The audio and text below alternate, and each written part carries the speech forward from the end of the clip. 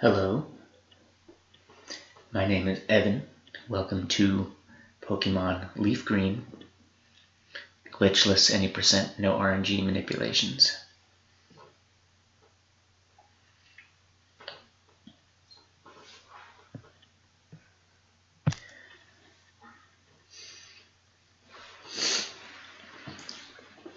Off the bat, I'm going to choose the female character and name her B. One character, because as you can see, whenever text is displayed on the screen, it is typed out letter by letter, so the fewer letters are used every time a name is typed, the faster you will go.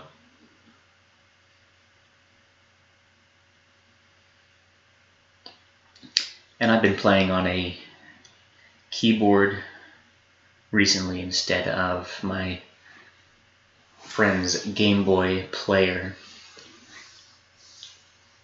And I'm not really very confident in my movement on the keyboard as much as I am on controller. So a lot of the time when I play in the early game, I will do weird movement things just to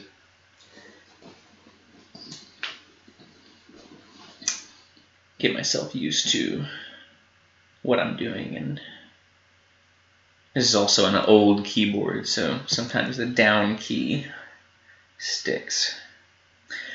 But anyway, picking Charmander immediately.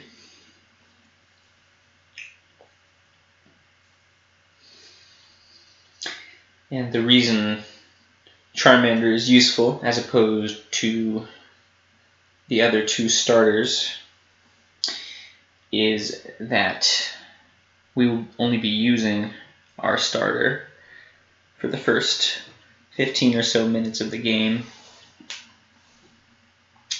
up until the end of Viridian Forest, and Charmander is the only one of the three that can one-shot most of the opponents in Viridian Forest. Not only that, but depending on which starter you pick, as you can see, your rival selects a starter of the dominant type.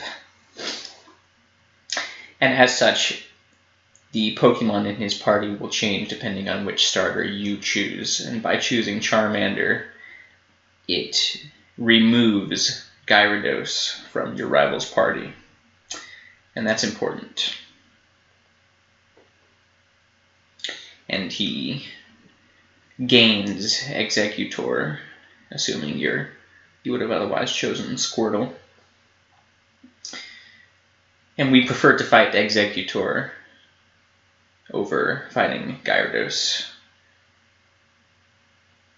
My first forays into this route, I used Squirtle to learn Surf and Strength, and had to deal with fighting Gyarados, and it just was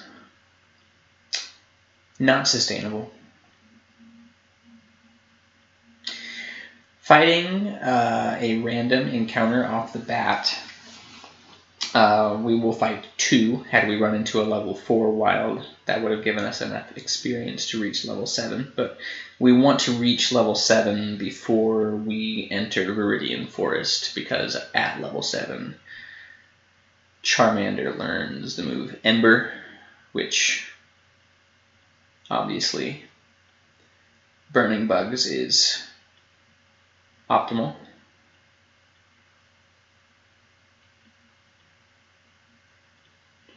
Again, doing weird back and forth things with my keyboard to get used to moving with 3 fingers instead of 1 thumb.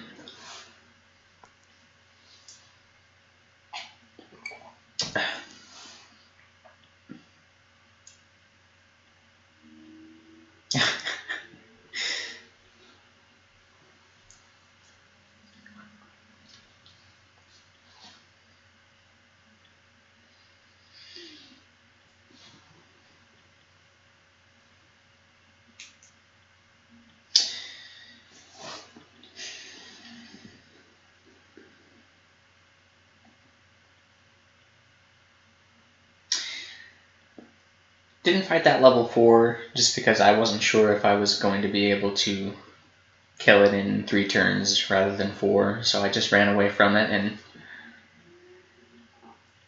banked on getting into a wild encounter versus a level 2 or 3 sometime in between here and the forest for me to be able to kill to reach level 7,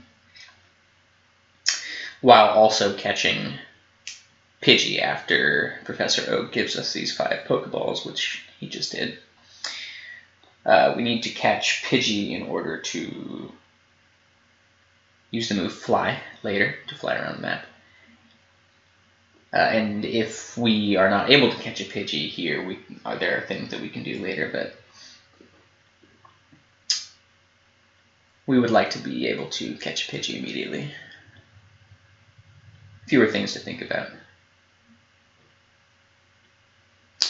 And there is the bird.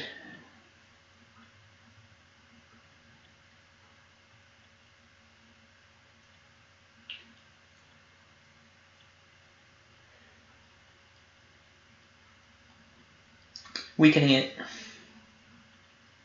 to get it more likely to get in the ball, since this is just kind of like a marathon style run, I suppose you could say.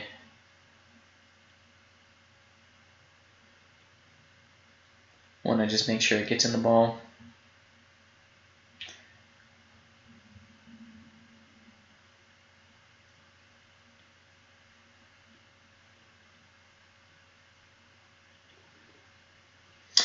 And then the next wild encounter, we can kill that to reach level 7.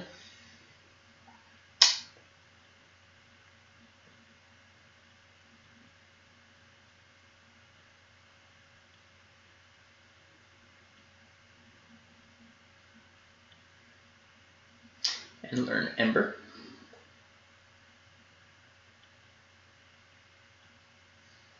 Not so bad.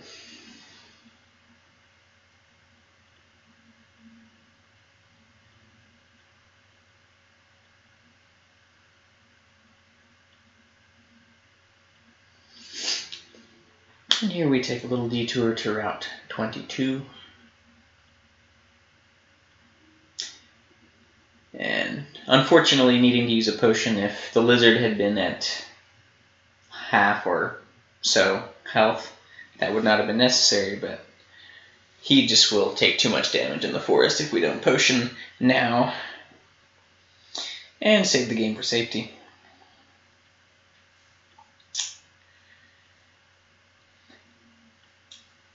And the reason that I don't wait to fight wilds here on Route 22 as opposed to fighting a couple on my way here to Route 22 is because if I run away from the wilds on my way here and then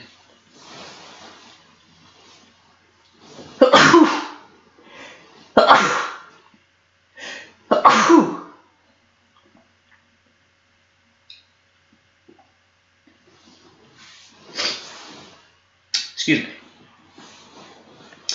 If I run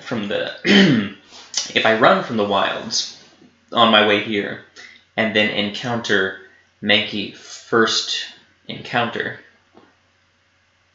then I'm level 6. I've caught Mankey, but I do not know Ember,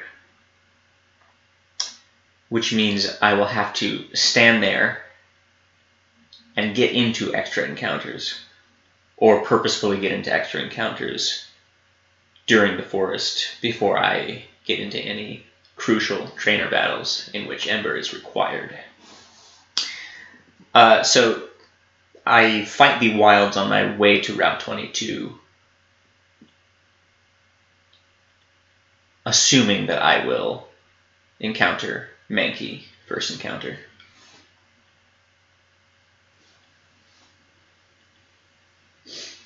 I think that's the safer thing to do. And checking the nature to make sure that it is not calm or mild or modest or timid, which is the minus attack natures. Anything else I can work with. And this turned out to be very lucky. You know, it's only 4 of the 24 natures. Gives a bonus to attack.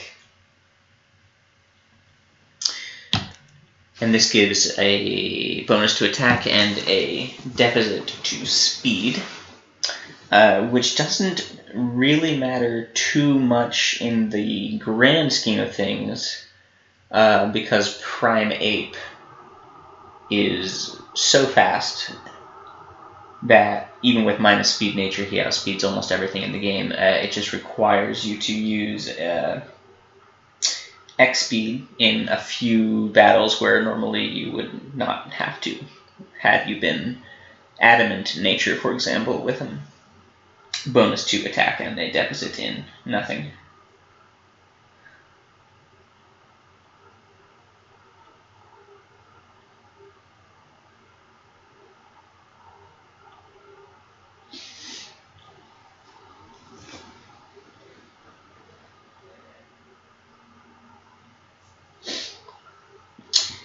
And on to Viridian Forest.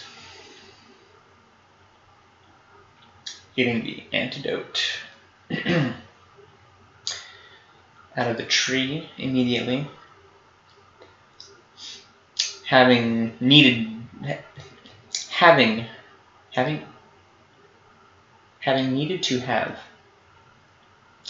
used that potion out of necessity earlier, the lizard's HP is higher than what I would like it to be, so I am hoping to get poisoned here as early as possible, so that, or crit, I guess, and or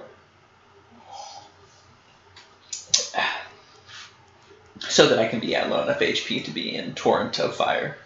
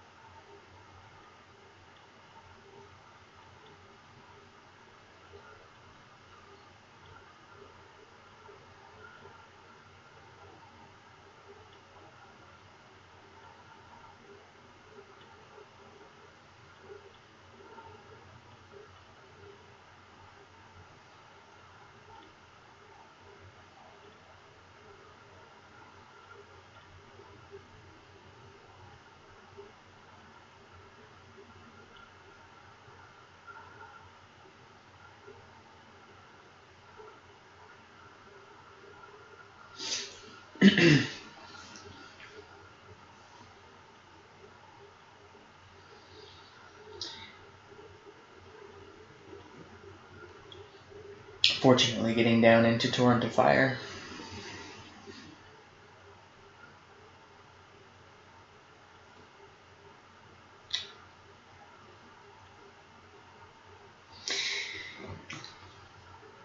And the reason I play the Viridian Forest in this fashion, rather than going through the forest using only Mankey in fights for full experience, is because I'm not using any RNG manipulation. It means that I might catch a monkey at level 2, or I might catch one at level 5. And that can change that changes every single run. So if you catch a level 2 Mankey, it is much, much, much harder to get through the first couple of fights without switching to Charmander anyway. So routing it in this way means that if I catch a level 2 Mankey, I can skip certain trainer battles here. If I catch a level 4, I don't have to fight maybe an extra wild. But if I catch it at level 5, then I know that I can just do a couple trainer battles before I fight the Weedle, and I have enough experience to carry me through to until I use my first rare candy. So just having my options set to battle style switch gives me the freedom to run with a monkey that is of level 2 or of level 5 and anywhere in between without having to do extra calculations. Just because all I have to do, the lower level I am, the more trainers I fight, or inversely, the higher level Mankey I catch, the more battles I can skip on my way to Brock. So in a perfect world, catching a level 5 Mankey every time, you could do it the same every time, but again, I'm not doing any RNG manipulation, so this is just a probably slower but much less stressful way to just get past the Viridian Forest and actually get on a run.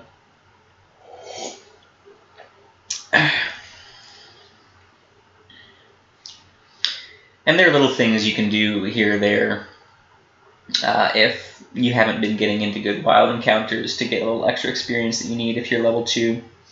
By this time in the forest, you can neglect to or opt not to switch to Charmander to fight this Caterpie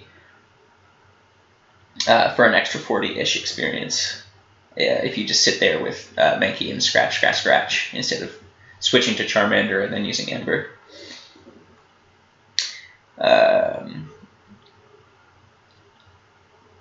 That's an option with this version of Viridian Forest. But again, you do want Charmander to be at as low HP as possible, so switching him into fights if his HP isn't very, very low is really the only way to get his HP low enough to where you want it. And it is where I want it, fortunately. After that heal of necessity, before catching Mankey, all of the fights leading up to this point were enough to get his HP to where I needed it. And now here is the first fight that the monkey tackles on his own, the dreaded level 9 Weedle.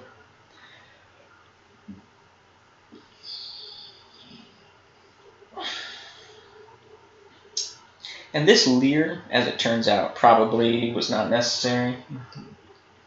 But I just do it out of habit because I don't usually run with a monkey that has a positive attack nature.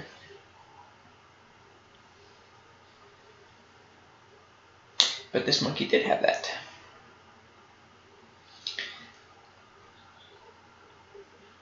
And as you can see, I have just reached level 8, which will be the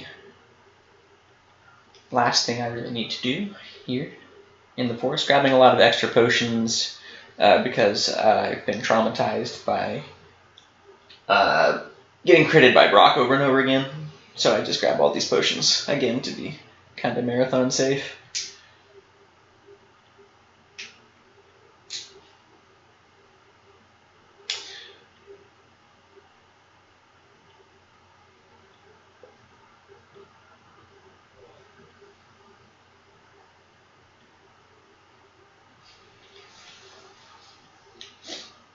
And then I'm going to need to go into my menu and move the lizard to the front of the party with his low hit points. And I'm already in the menu, so at this point I can change the battle style back to set like nothing ever happened without wasting too much time. So that's totally fine.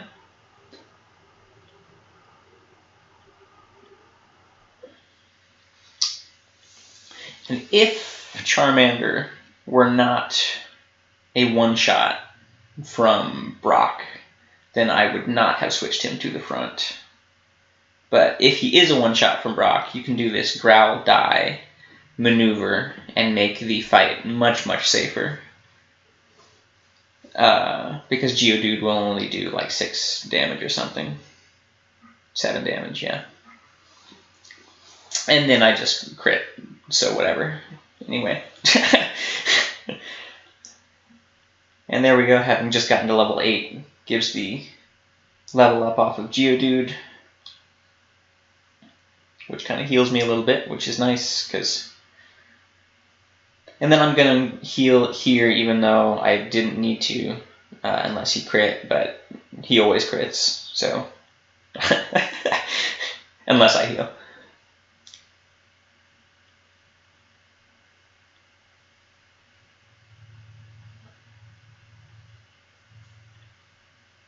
I tried to record like 50 runs before this, and there were like 3 that got past Brock,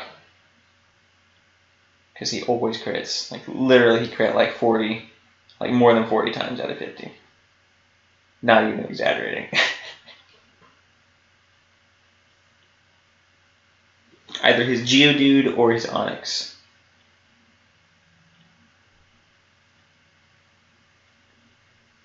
So I started growling.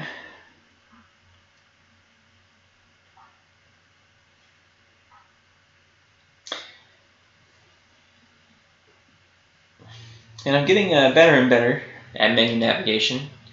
It's kind of...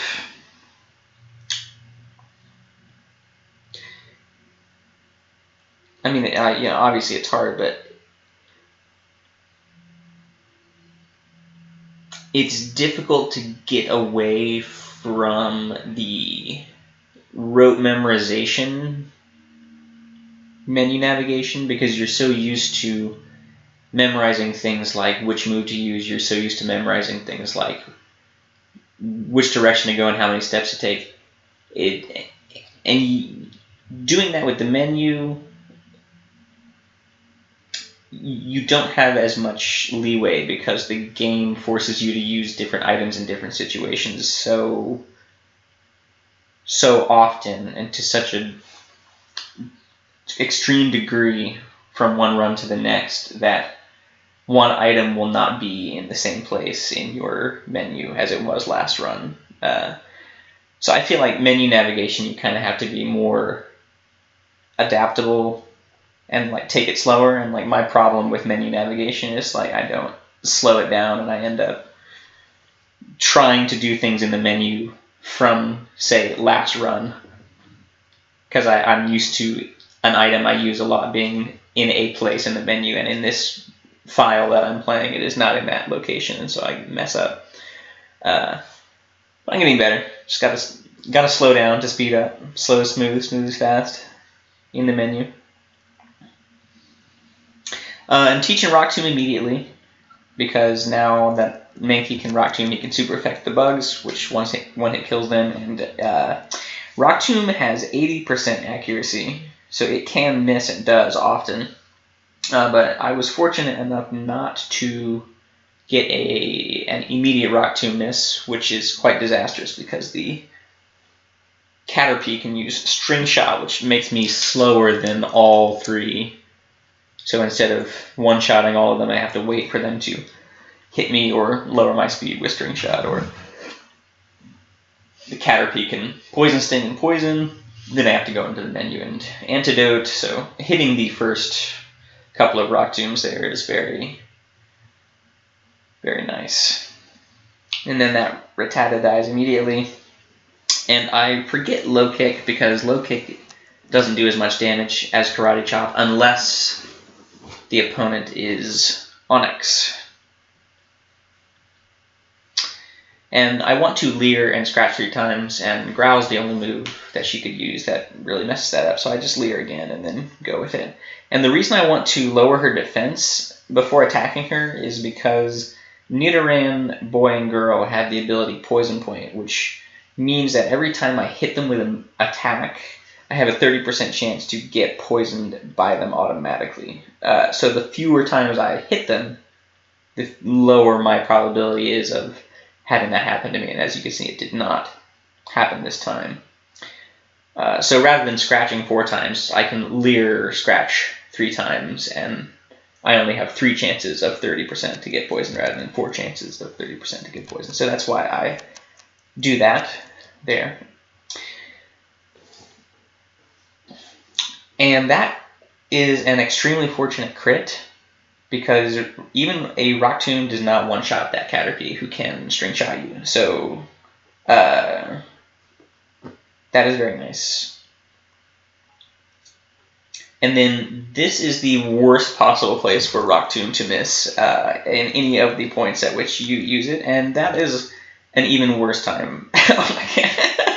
So double Rock Tomb miss, he's gotten 2 hardens off, so his defense has doubled, and now I cannot 2-shot this Metapod, which normally I would had both of those first 2 Rock Tombs hit, so instead of getting a 2-turn, I get like a 6-turn or something, because his defense is just going up and up and up.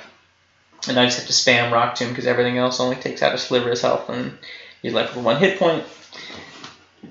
But that he knows no attacking moves, and he just messes me up so bad.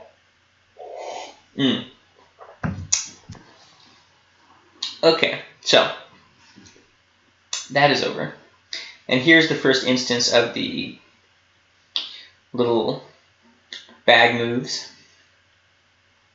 You can register, quote unquote, a key item in your inventory to the select button, and I have to use it immediately, and I have the TN case registered to the select button. So if I push select, it brings up the menu in the TN case, and then I can press B to get back into the overworld.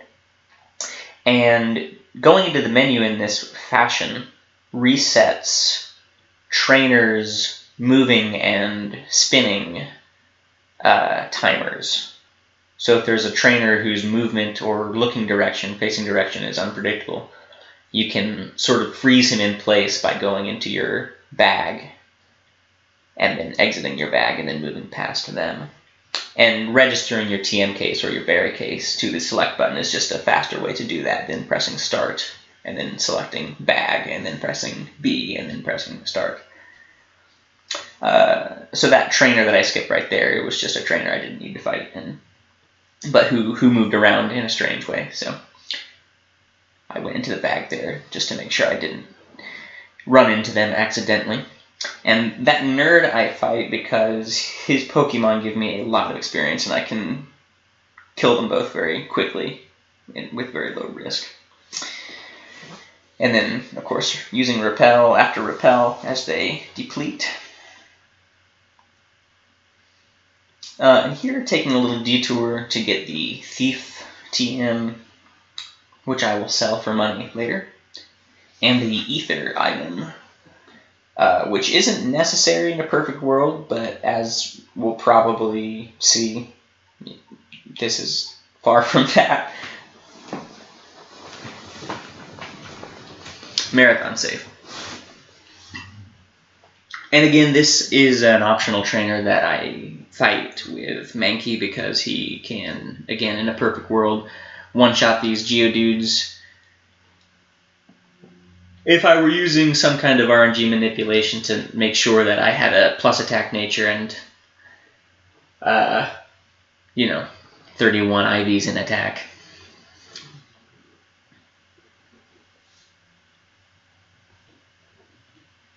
Then this would probably not be a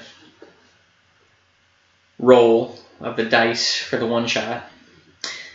And then, of course, since we're using Karate Chop here, it has an increased critical hit chance, which is always a nice thing if that were to occur on something that you would normally two-shot, like this Onyx. You can sometimes just get the crit and make that a one-shot. So Karate Chop can be nice. Sometimes come in clutch and just help you out. Yes, of course. And so since we are the brave nature and the world is against us with our accuracy today, I decided to grab the Person Berry because there is a Zubat fight coming up here, which if you have minus speed nature, sometimes he outspeeds you. And he knows the move Supersonic, which makes you confused, and if you hurt yourself with Confusion, Mankey has very high attack and will... I have killed myself. So I get the Person Berry and use it while I'm in the menu already, using repels to give it to the Mankey, just in case I miss Rock Tomb and, or whatever the case may be. So the run doesn't end just because of a Zubat.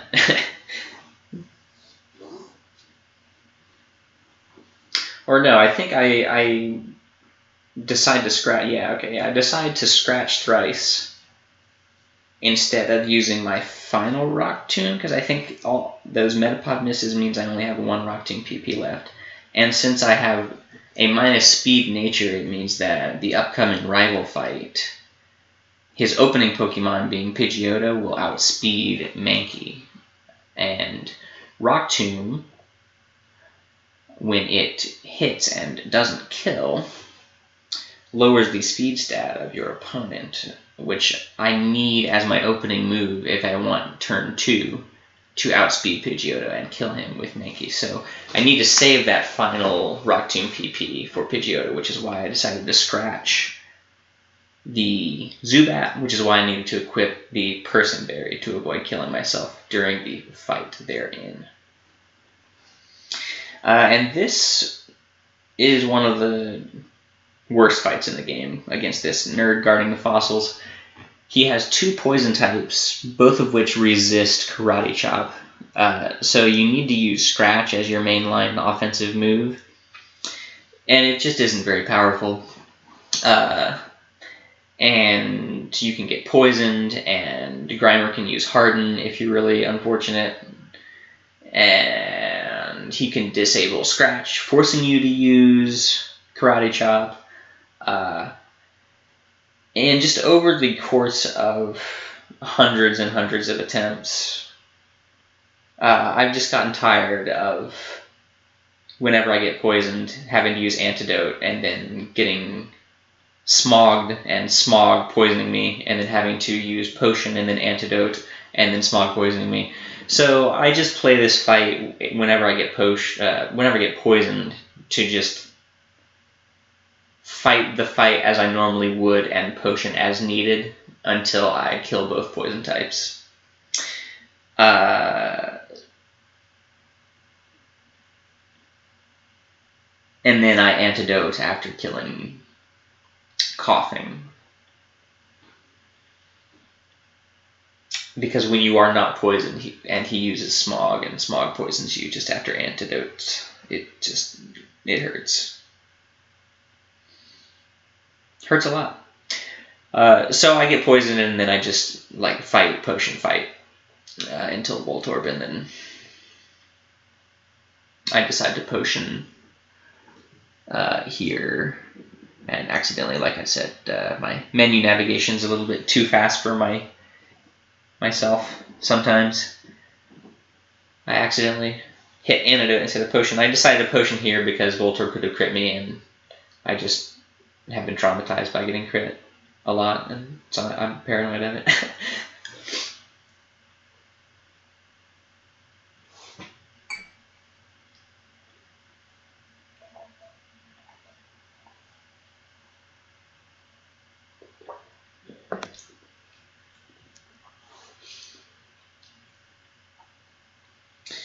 And if you have ever played through this game, you will know, especially if you speedrun the game, you will know that there are tons and tons of Nidorino, Nidorina, and the Nido monarchs,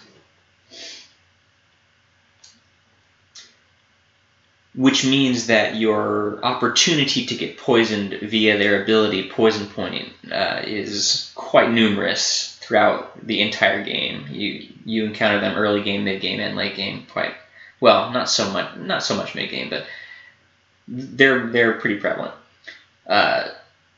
So I pick up antidotes quite often, and in the early game you're getting hit by poison sting as well as fighting the Nidos, so you need a lot of antidotes. And then in the later game you need antidotes for the Nidos as well. So I will buy antidotes. And again, in a perfect world, you don't even take this mart visit at all. And again, I'm too damn fast to know what I'm doing. And but in this situation, I'm picking up Roar and selling Roar and Thief, so I can buy a bunch of super potions for the inevitability of something going horribly awry.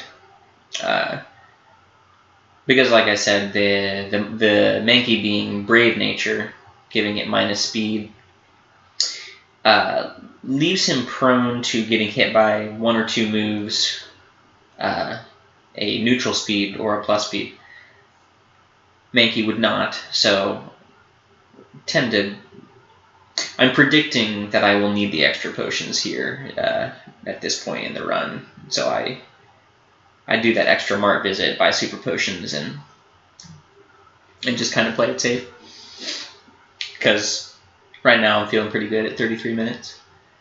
Rival fight.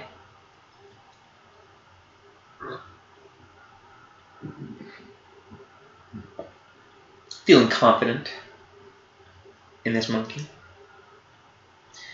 So save here because Sand Attack Rock Tomb Miss is like very likely, but it somehow miraculously did not happen that way, and Rock Tomb hit, and so I didn't have to reset and then try that over again. And then I just switch out because Sand Attack and Gust sacrifice the bird. And then I wasn't sure if I could kill with 100% hit Karate Chop, and so I went for Mega Kick, which turned out to miss, and then Gust happened, and so I was like, oh darn. And then I wasn't sure if he was going to Quick Attack, but I was pretty sure. I mean, I was sure enough to Super Potion. And he did Quick Attack, and then Mega Kick hit, which was nice because he would have Gusted otherwise, and then I would have been dead, and then I would have had to reset. So fortunately, I didn't have to reset, but that could have gone better, could have gone way worse. And then here against Abra, I decided to potion just so that I could tank more water guns if his Squirtle decided to spam water gun instead of doing whatever. Or if he spammed withdrawal and then crit with water gun, or I hit him into Torrent and then he crit with water gun. Rearranging my moves here so I don't confuse myself. I forgot to do that against Voltorb. Normally when you teach a move, you want it to be in a certain position so that you don't have to move your cursor around to select it when you're in the screen that is asking you which move you want to forget. But I did not do that. So I had to move my moves around later. And here we go, here's the Karate Chop withdrawal. And I just use Karate Chop because it will always hit and it has an increased crit chance, which will go through his withdrawals if he decides to spam withdrawal. And here I'd hit him into Torrent, so his water gun has a boost, but it doesn't matter. And a lot of the times, like if I can avoid using Mega Kick, I would like to avoid using Mega Kick. Because it has such low accuracy, even though it is the strongest move that I will use in a game, actually. It is stronger than any of the moves I have by the end game, actually. I end up forgetting Mega Kick, and just because I don't like how inaccurate it is. And I use other moves that are weaker but have a 100% accuracy rate. But here, having Mega Punch and Mega Kick, Mega Punch has an 80% accuracy rate, which is the same as Rock Tomb, but somehow Mega Punch just doesn't ever miss as much as Rock Tomb. Obviously, since it's not as important that it hit, it does not miss as often. That's just how it works. And one Mega Punch kills all these guys. Even when you are a neutral attack nature. So that's very convenient because it's just 4 dudes. It can be kind of unfortunate if you miss one of the Mega Punches against Kakuna or Metapod right there, and then they use Harden, but it's not as bad as when we were using Rock Tomb because, like I said, Mega Punch somehow just doesn't miss as often, so they harden and then you do 2 Mega Punches and they die. And here you need to have a plus attack nature in order for Mega Punch to kill Oddish, otherwise you have to kick this lady in the bush for the one shot. But since I knew that this monkey was brave enough to punch her in the bush, that was going to work.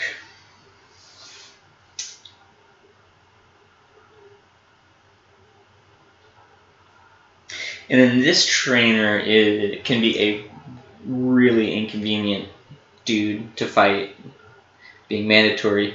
It's possible to karate chop one shot this Andrew, which is obviously ideal. Otherwise, he can sand attack right there. And then you can miss that karate chop, but this went perfectly.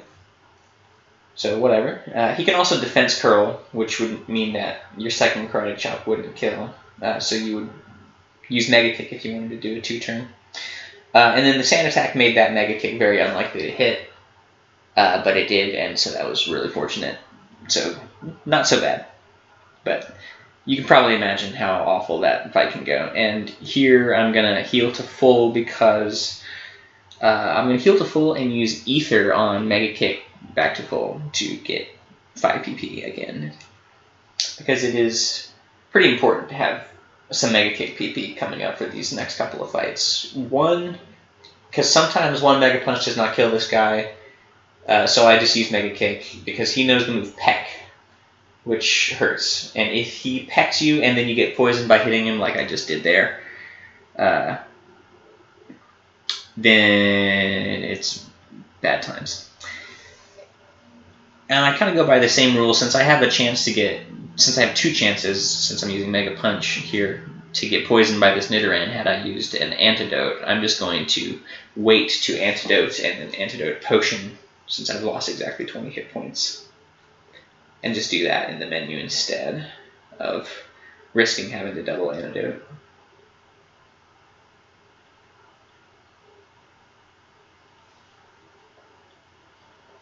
And then this trainer is really scary. I thought he was going to be faster than me, but even though this Mankey has minus speed nature, he was faster. So like clearly he had incredible IVs in speed because I've had neutral speed monkeys that were slower, neutral nature speed monkeys that were slower than this enemy Mankey. And then if you miss that Mega Kick and he uses Karate Chop, his Karate Chop can crit, and if he's faster, you can get stuck in like a Super Potion loop, and it's just really bad. So that was all fine. All very fortunate. And then, again, had I not missed those Rock Tombs against the Metapod, I would still have a surplus of a couple Rock Tomb PPs to use here against this Zubat, which would one-shot the Zubat and be slightly more accurate than Mega Kick. But I did not have those Rock Tomb PPs, so I had to use Mega Kick, which is less accurate but does not have super effective text and was just faster, so whatever. It all worked out. And then I walk up to this guy and talk to him because it's faster than having the exclamation point appear above his head. And you can either fight this guy or a different hiker who's to the southeast of us here, who has only one Pokemon, but you'll see shortly why I fight this guy when I do instead of the other hiker.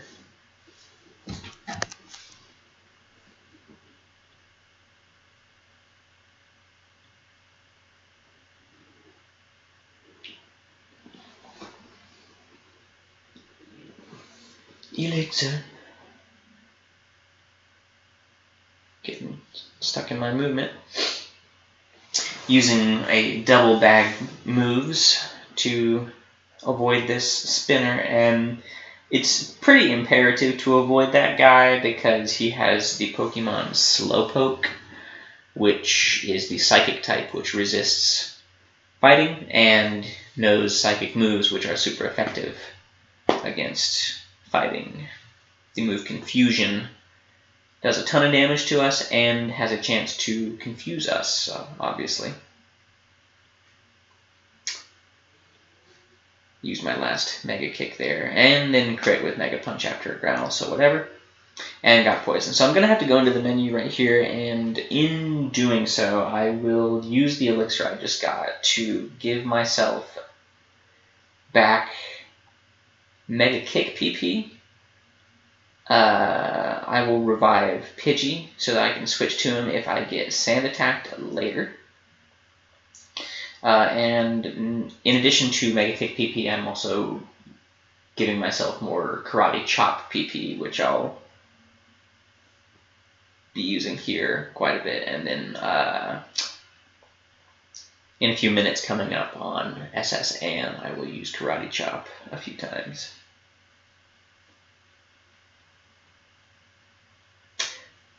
So the elixir right there is just the only way to get back more Mega Kick PP at that point. There is an ether after a couple more trainer battles, but I want to use Mega Kick one more time before that. So rather than having the elixir to be able to use it later when stakes are higher, I use it right there and then skip the ether later, which is nearby the entrance to Bill's house.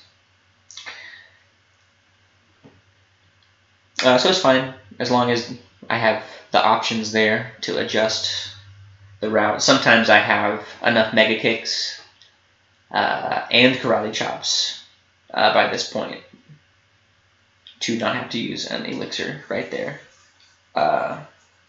or an ether. And sometimes it behooves me to get the ether by Bill's house and just use it on Mega Kick and save the elixir I've already gotten for later, and I can just skip an elixir at some point later in the game that I would normally get. Or get it, just depending on what is going on with the accuracy of my moves. Oh, jeez. Mega Kick. Yeah, so Mega Kick's accuracy, although it is 75% as stated, is not reliable over the long term. So that is why I go out of my way to get ethers and elixirs here in the early game, is just so that I always know that in the thick of things, even if I miss one or two, I'll have enough Mega Kicks to close out a fight and not have to, rely on my other moves and screw up their PP or miss with Mega Kick and run out of Mega Kick and then miss with Mega Punch. So again, it's just kind of more marathon safe. It's not optimal in terms of speed. It would be optimal, obviously, to hit all of your Mega Kicks and not have to use ethers. But here we're just getting past all these trainers. The early game, before getting to Primeape, is just the most inconsistent, just because all of your strong moves also have low accuracy, which is not the case when you are Primeape, because by that time you have you're not relying on Mega Punch and Mega Kick to deal damage. And here we get the ticket to go aboard the cruise ship.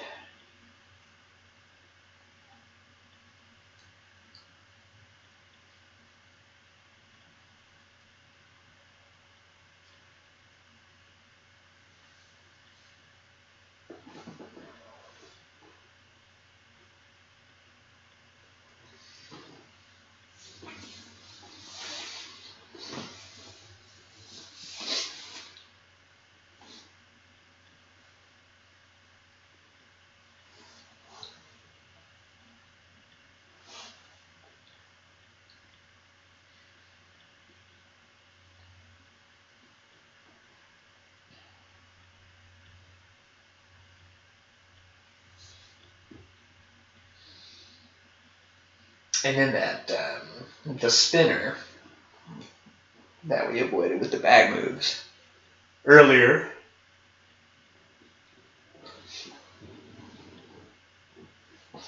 Because he had a psychic type.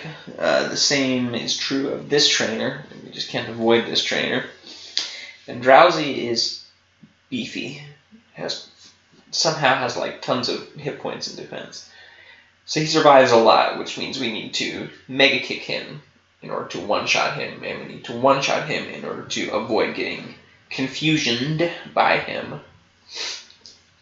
So as you see, I had 2 Mega Kicks there, so I could still miss one and hopefully not get killed by confusion, and then hit the next one had that occurred. But the first Mega Kick hit, and so that was cool.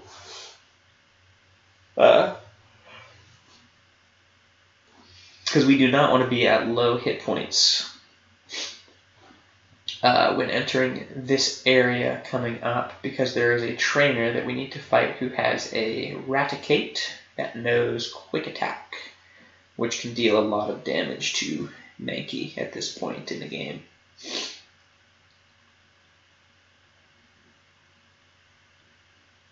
Not fighting Misty because she's super scary.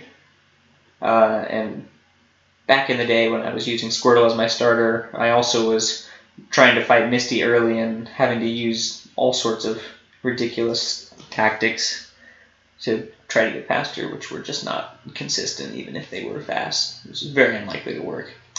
So skipping Misty for now, and going straight to the SSN, wherein we can use our ticket.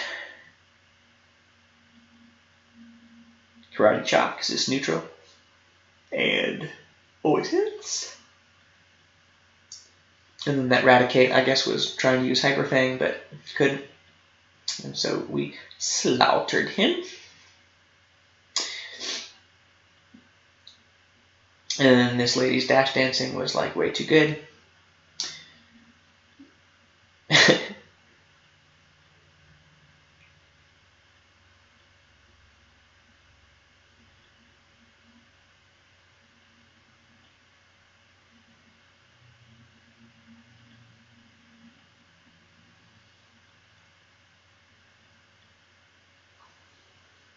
Listen to how much this guy loves Rapidash. And then that Mart visit that we did earlier in Cerulean City, I kind of forgot how many super potions I bought. I think I bought 5, but I wasn't sure if I bought 4 or 5. So I bought all of my other stuff that I needed before buying super potions, just to make sure I could afford all the extra chicaneries. The Paralyze heals and repels. And Paralyze heal is necessary because, again, there's the Nidorans have the ability Poison Point, and there's a paralysis equivalent of that. So sometimes it is unavoidable getting paralyzed in this game using Mankey, so have to buy a few Paralyze heals. And since I have a Mega Kick left, I went for the Mega Kick and it hit, so that was cool. Otherwise I would have taken a couple of Mega Punches. And just getting to level 23, I thought was like kind of cool right there. I always like it when you just get to a level before another battle. Always feels nice.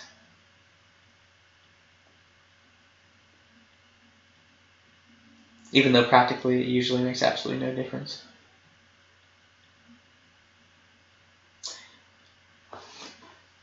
And here I have been fighting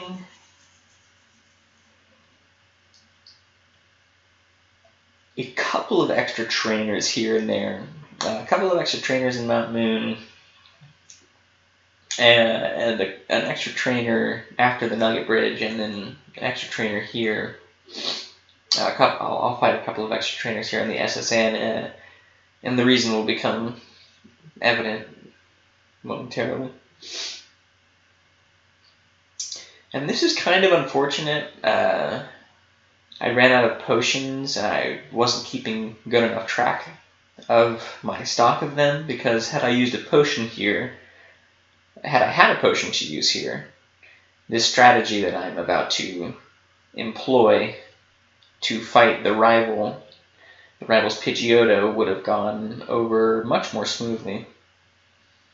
But I go into the menu before rival fights oftentimes to save, because the rival's opener Pokemon is always Pidgeotto, which always knows a flying type move, which is super effective against the Mankey. And so it's just, if you get crit, you usually get one-shot killed in rival fights using Mankey. So saving before rival fights is pretty mandatory, because crits are very common in this game. Giving him the Citrus Berry I picked up earlier, so that when he gets to half hit points, he refills his hit points by 30, which at this point in the game is about half. And the Mankey that I'm using currently, that I caught, the Brave Mankey, must have like really good speed and really good attack and really good defense. Like his IVs must be like ridiculously good, because it is. I've only ever encountered this happening with a plus defense Mankey, where Gust does not do half, and I sit there for a second wondering what I need to do. And fortunately, I didn't even know if this was even going to be possible, but I just banked on it, or it was like, well, shit, I don't even know what to do. Gust, I just waited for the damage roll of Gust to hopefully do enough to get me to half, which it eventually, right here, did. He rolled high enough to trip the Citrus Berry, which gave me the ability to finish off Pidgeotto at full hit points. And the reason I need to be at full hit points is because I'm slower than Kadabra. And if Kadabra can one-shot kill you with Confusion, he will. And Confusion does like 50 damage. So I have to be at full in order for him to even have the possibility of selecting Disable as his attack, which he does if you're at full hit points. So I needed to play the fight that way in order for him to disable the correct move and to not kill me. So I could Brick Break Raticate and then Brick Break War Turtle and still kill him after he used Withdrawal. So an unfortunately good Mankey with very high stats. There was, I could have played that probably in a way that didn't necessitate me spamming super potions right there. Maybe visited the healing lady to heal my entire party before this fight as the first thing I did when I entered the SSN, so I could switch, sacrifice, switch, heal, sacrifice, then send the Mankey back out. Or something. But that would have required me having a lot of foresight into the Mankey stats, which, I don't really pay attention to that because I don't play with RNG manipulation. And then here's the last extra trainer that I fight here on the SSN, which I do because over the course of runs and runs and runs,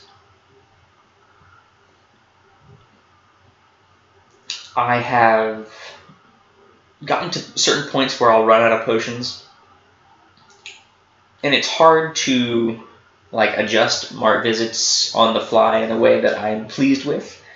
So here is the earliest place in the game that I know to get a hyper potion, and it's actually way earlier than any other. It's way earlier than you're able to buy them. You can get a hyper potion here, hidden in a trash can. And I go down here, which is where the trash can is, and I fight this trainer while I'm down here because it just gets me to level 25.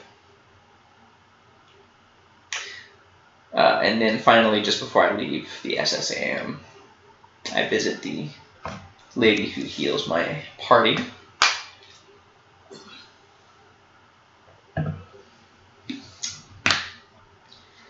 watch the ship depart.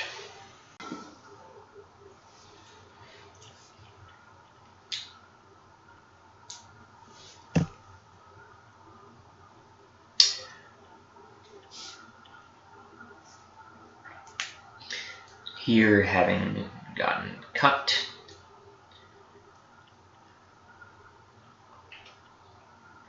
we also skip Surge, obviously, because we cannot use cut unless we defeated Misty. Oops.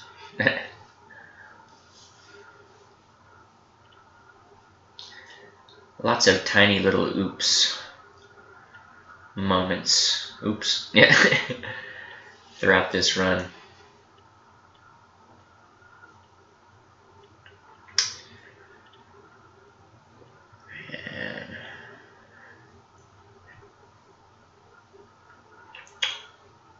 So here we use the 3 rare candies we have accumulated over the course of the early game, and it should put into context why I fought several of the extra trainers that I did and the order I fought them in. Evolving into Primate immediately before returning to Cerulean City to fight Misty will allow me to defeat her with almost 100% certainty, and in 3 rounds rather than, 5, and with a very low degree of certainty.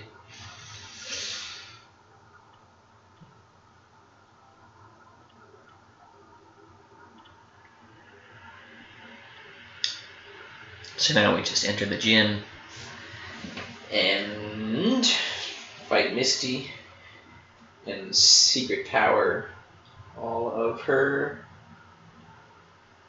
hopes and dreams.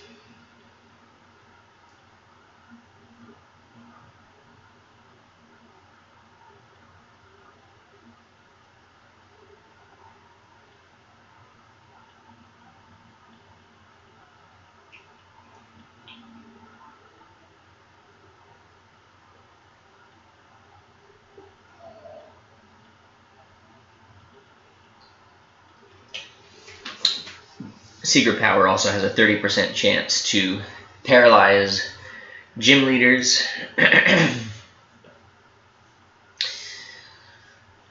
and to flinch trainers in the underground. And I don't believe any of its other additional effects ever come into play. Yeah, anyone in a, well, not just gym leaders, anybody in a building.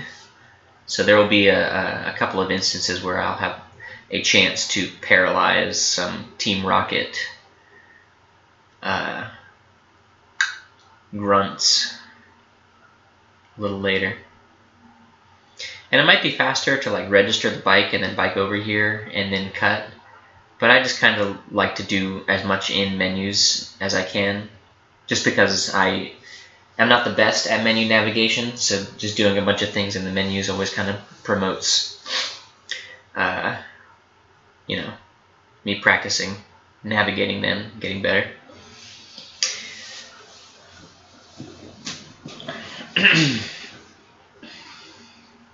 And Secret Power, we forget Secret Power, we teach Secret Power, and forget Mega Punch, even though Secret Power is about 10%, about 9% weaker than Mega Punch. It has 100% accuracy rather than 80% accuracy, so it always hits. And since we just used our rare candies to evolve into Primate and became much more powerful, that slight loss of power in our move is more than compensated for by a drastic increase in our attack stat. So I just teach Secret Power here because it is more consistent, and there's no reason not to do that. And I get Aerial Ace and then make a menu mistake going into my Pokemon instead of my items. And I teach Aerial Ace to Prime Ape over Mega Kick because I want to not have to use Mega Kick ever again. And because you need to get past that trainer, and I don't practice the sprint into bike trick. I just use bag tricks, bag moves, whatever they're called. And so since I'm going to be teaching Aerial Ace to the Primeape anyway, and Venonat does not die in one secret power, he only is killed by a Mega Kick, which will of course always miss, and then he will always confuse you upon you missing. I teach Aerial Ace in order to bag trick past that hiker, and then I am able to use Aerial Ace to one-shot the Venonat thereupon. So I suppose you could say I'm kind of playing to my strengths in a way, right there.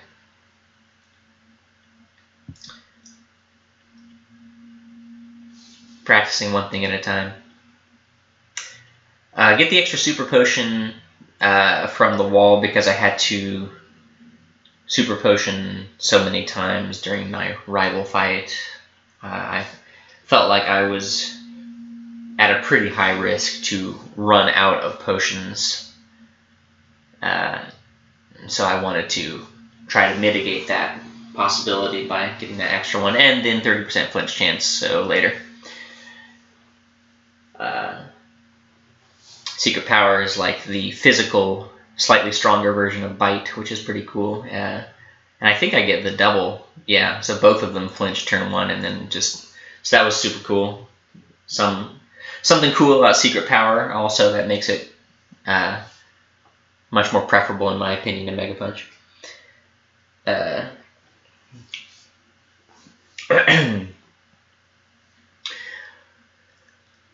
like I said, my movement wasn't the cleanest in this run, and isn't the cleanest in this game, but there are a couple of fidgets and bonks throughout Rock Tunnel and some trainers that I was spotted by rather than talking to.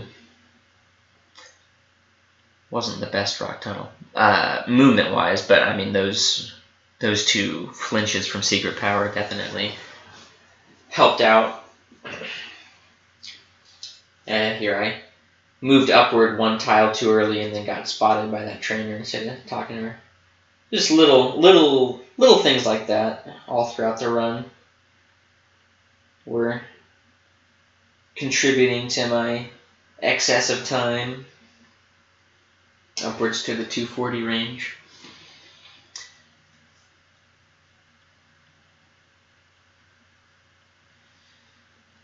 And I think I probably could have one-shotted that Oddish with secret power rather than going with Aerial Ace and getting super effective text.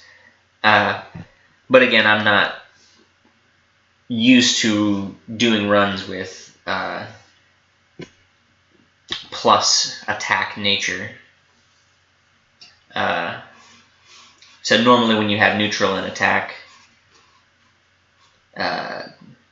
secret power does not kill that Oddish in one shot, so you need to Aerial Ace, or she can give you status or all sorts of unpleasant things can befall you. So I just reflexively Aerial Aced her when I probably didn't need to, but there we go. Finally I talked to a trainer.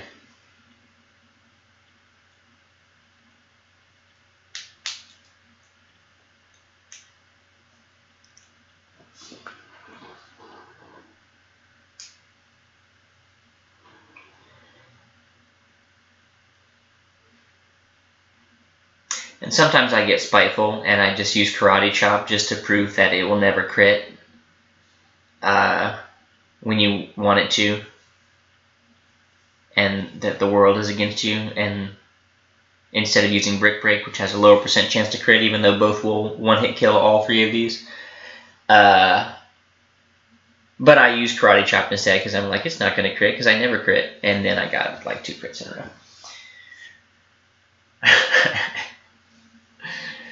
So, you know, I got my attitude adjusted right there a little bit. I was like, okay, let's focus. This is a game about decision making. You just made suboptimal decisions because you needed a Tude colonic. So I took my Tude colonic and aced a couple of fools.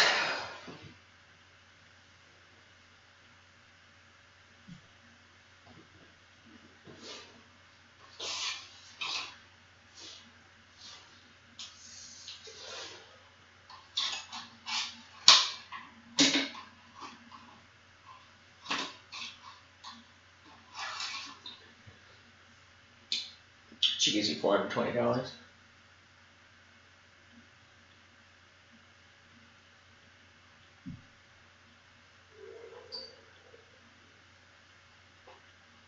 And here's another example of either Karate Chop or Brick Break one-hit killing all of these this hiker's Pokemon.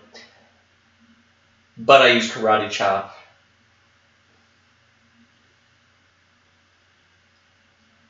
And I think it's possible that that might be just a relic from one of my previous routings in order to save Brick Break PP, but I don't think I need to be saving that Brick Break PP with the way that I'm playing the game currently.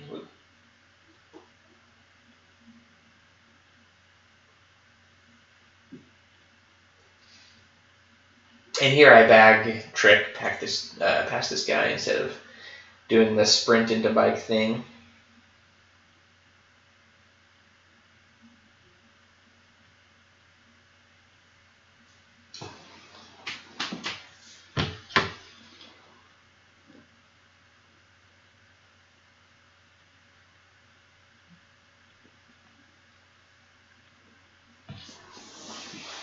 And Aerial Ace is actually incredibly useful. It's like one of the most useful moves in the entire game. It doesn't see the most use, but when I use it, it's just so useful. It saves a lot of PP for crucial moves. It neutral hits or saves me from seeing super effective text on quite a few things. It does a super effect things that I need to super effect when I need to, when I otherwise would not be able to. And it is the only move that I know that can hit ghosts at all, because everything else that I would normally have when I fight a ghost would be normal or fighting type.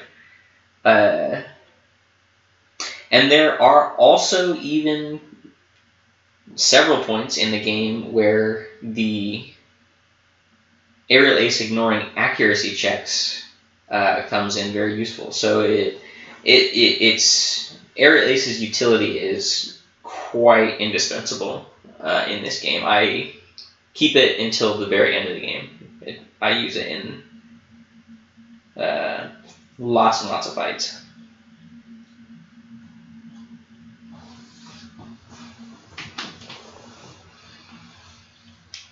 And to save myself from having to use certain moves in lots of fights. Here, in spite of the Intimidate occurring, we can still one-shot both of this guy's Pokemon with Brick Break. And he just gives us way more money than the trainer above him, which we would have to fight if we wanted to skip this guy. And I don't think we can kill... She has 2 Clefairies. I don't think we can kill either of her Clefairies without doing super effective text on them both. So it turns out, I think the Intimidate taking the Intimidate is actually faster than super affecting both of the ladies' Pokemon. So I think fighting that gentleman is both faster and more profitable.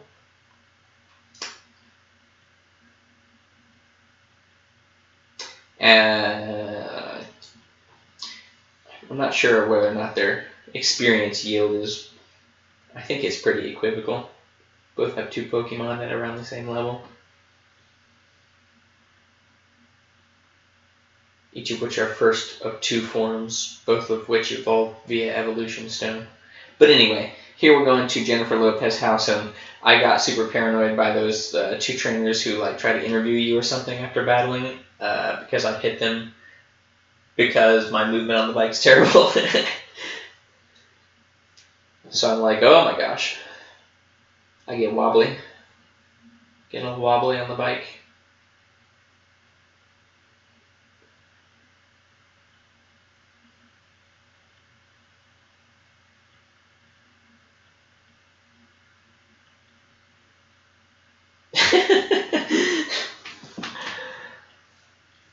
Then here, Clefairy's Dash Dance is like super powerful. It's really hard to deal with a Dash Dancing Clefairy. She's really hard to approach. But like I had the mind games and I just ran right past you. And then bonked on Poliwhirl.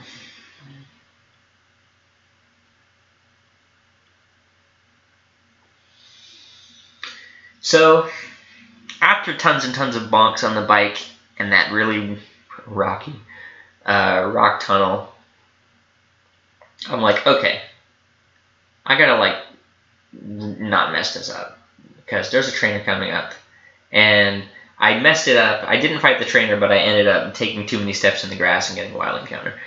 So at this point, I'm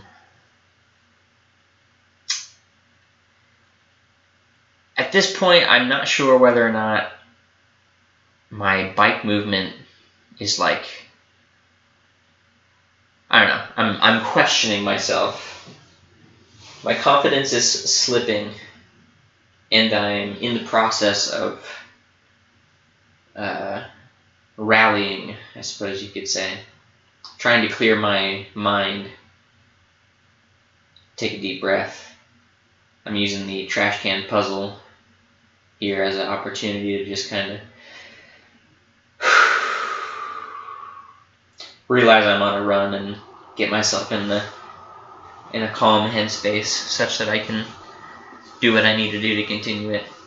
And then I decide to fight this trainer before saving and completing the trash can puzzle because Pikachu has a 30% chance to paralyze you by you attacking it. So if I go into the menu to save, doing so after being paralyzed by Pikachu would save me some time. If I saved and then fought Pikachu and then had to go into the menu again, that would just be a little bit of a waste. So Pikachu didn't end up paralyzing me, which is fine. So register the bicycle again because I switched what was registered so that I can use bag moves to get past those spinners in the trash can puzzle. And then I teach Return, a move I'll be using for the rest of the game, to Prime Ape over Karate Chop because I don't really need, and Fly to the bird, of course, which we got from Jennifer Lopez. And then I save to complete the trash can puzzle. But I teach Return over Karate Chop because Brick Break is now so strong that we really never need to use Karate Chop for anything.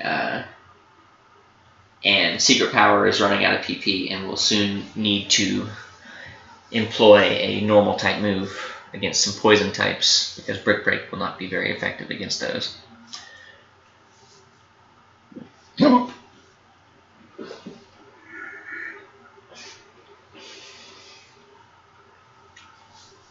So while we're in the menu, do as many things in the menu as possible so you don't have to open the menu multiple times.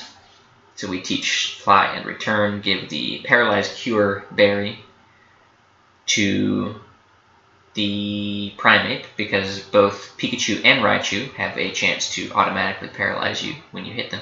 And if Pikachu paralyzes you before Raichu comes out, then Raichu will outspeed you and double team, which can make your Brick Break miss, which can lead to him double teaming over and over again and or attacking you over and over and either are bad. So you want to automatically heal off your paralysis if it befalls you, so that you can guarantee the win on Lieutenant Surge. But if he does not paralyze you, then you just have this Paralyzed Cure Berry equipped still, and we'll fly back to Celadon City to do the Team Rocket hideout in the underground casino.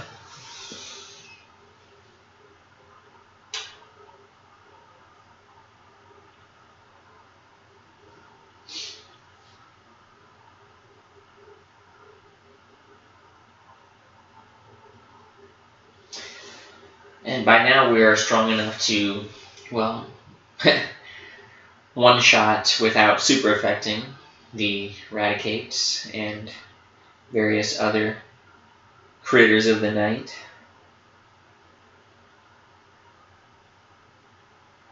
So that's convenient. He buggers off.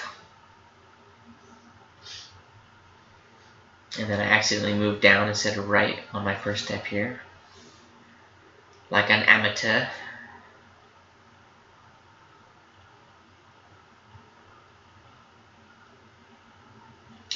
And again, I stuttered right there. My movement has been so questionable all throughout this run that I've kind of been pausing at little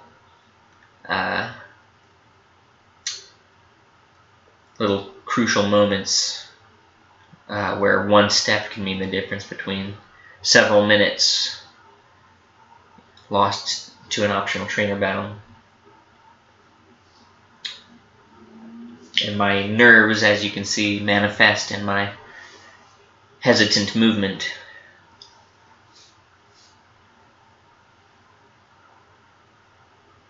And Return can one-shot this guy. And Return is a move that scales in power with how affectionate your Pokemon feels towards you, and your Pokemon's happiness increases when it levels up and participates in combat, and I believe that it increases when it has stat increasing items used on it, like Carbos and Calcium and Protein.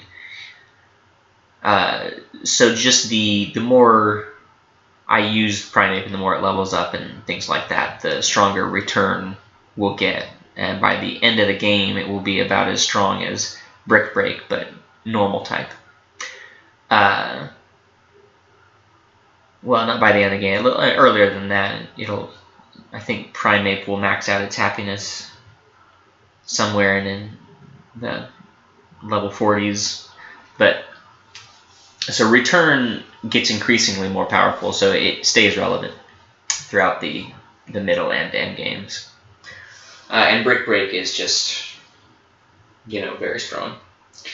And Aerial Ace is quite versatile and remains relevant also throughout the entire game. And the fourth slot in Primeape's move pool does not need to be taken up by an HM move. And here, Secret Power paralyzes, but he doesn't get fully paralyzed, so he's able to use Defense Curl. But Secret Power, Defense Curl, Brick Break is still a 2-shot. I just used Secret Power right there to have the chance for him to have to skip his turn because of paralysis. But it's still a 2-shot, even if he doesn't skip his turn. So that's pretty nice. And then after Intimidate, Return still 1-shot seconds. But anyway, the fourth slot in Primate's move pool can be pretty free flow. There were points where I had it occupied by Hyper Beam TM, which I purchased at the Celadon Mart, Intimidate Return kills. And there were times when it was occupied by Rock Slide, a tutor move from Rock Tunnel. But ultimately, paralysis and fully paralyzed. Thank you. Cool. Ultimately, this routing I felt most strongly about because it involved fewer moves that had accuracies lower than 100, so it just... After getting past the early game when you rely so heavily on Mega Kick, after hundreds and hundreds of runs, you just kind of... You make a decision about whether to go with high risk, high reward, or no risk, mid reward. And here is a rare candy to 35 in order to learn the move Cross Chop, which I can delete Secret Power for because Secret Power is out of PP.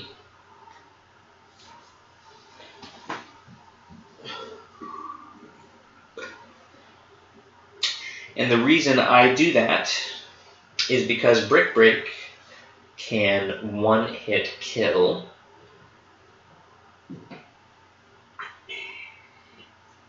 Giovanni's first two Pokemon, but it does not one-shot Kangaskhan, which can survive a Brick Break. But Cross Chop is about 25% stronger than Brick Break.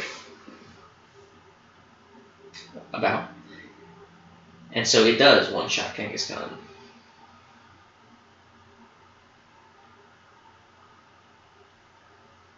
So Kangaskhan doesn't do any Mega Punching or similar nonsense. He drops the Silk Scope.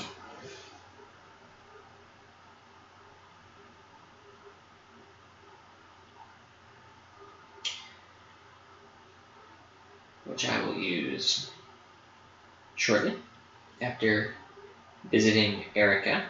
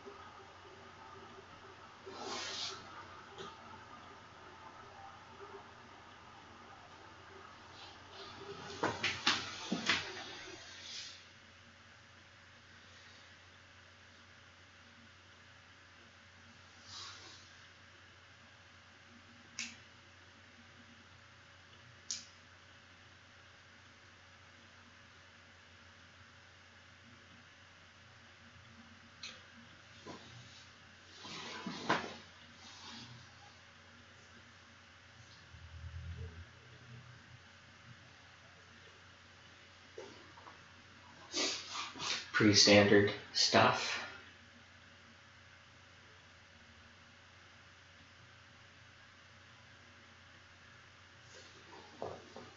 One-shotting things until they are dead.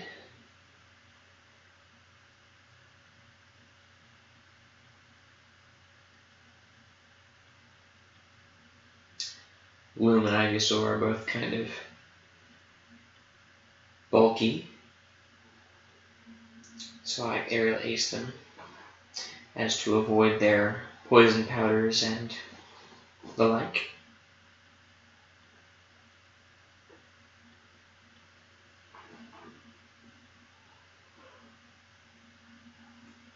And here, Lieutenant Surge, not having triggered our Paralyzed Cure Berry, comes in extremely useful as Victory Bell's opening move Stun Spore is immediately parried after we X-Attack, and now her entire team is a one-shot.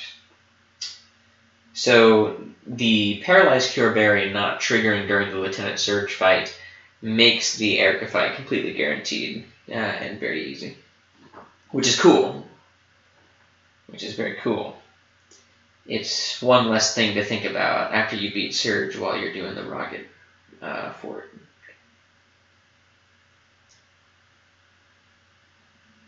it. I find that the time I'm most prone to making a mistake is when I am thinking further ahead than where I am playing. And so, knowing that you have to think about fewer things at a point in the future,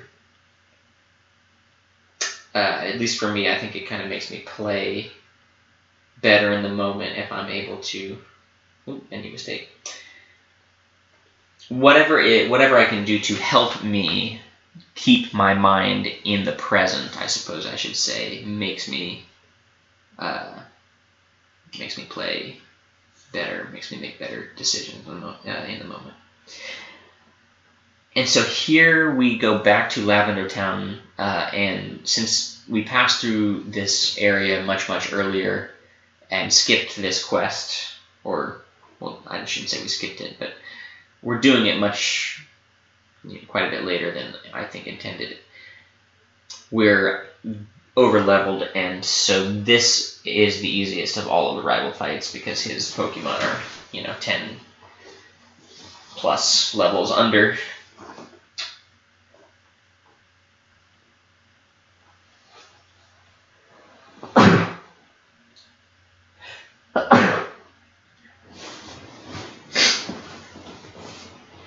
Excuse me. And either Aerial Ace or Return will kill Kadabra. I just use Aerial Ace so I don't have to move over to Return and then move back over to Aerial Ace and then down to Brick Break before Brick Break and Growlithe.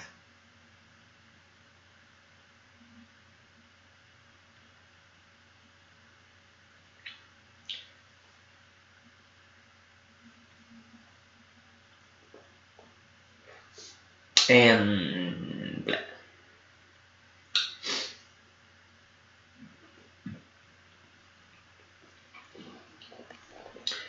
I believe one Cross Chop would have killed him, but you missed and then he withdrew. Remind you of anything? Miss, withdraw. It's a classic.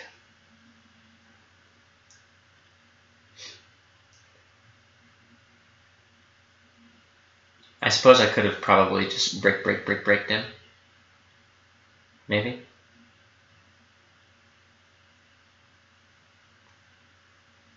And that would have been guaranteed. But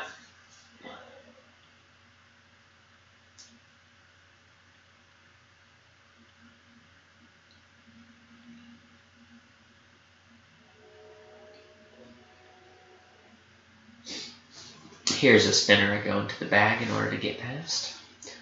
And then getting to the full heal Pokemon Center-esque tiles right there that heals my party completely. And that is important because all of my PP for all of my moves was pretty much depleted, or getting low. And going into that area, pretty much super potion elixirs in one go without me having to go into my menu and do both of those things or use both of those items, and so I've still got access to an elixir. And what has turned out to be an adequate number of potions, super potions.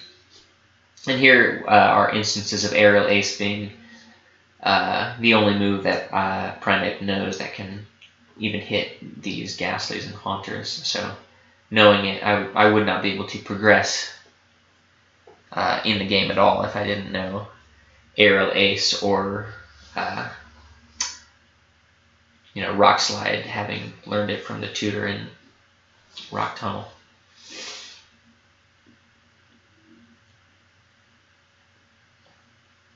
Or I suppose I could have not sold TM Thief back in Cerulean City and taught it to Primeape and used a 40 power Dark type move, which would be super effective against them.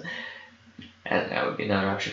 Anyway, so getting rare candies, having just leveled up and getting using 2 rare candies here to level 40 for a few reasons, and then movement super repels down for possibly no reason.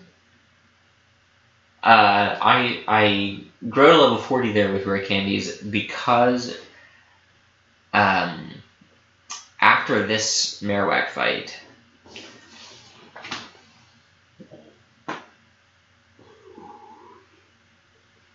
there is a Team Rocket member who has a Golbat, and his Golbat must die in 1 hit from return, or the Golbat can give you status and make you very sad for many turns in a row. And he can also super effect / crit you with flying type moves.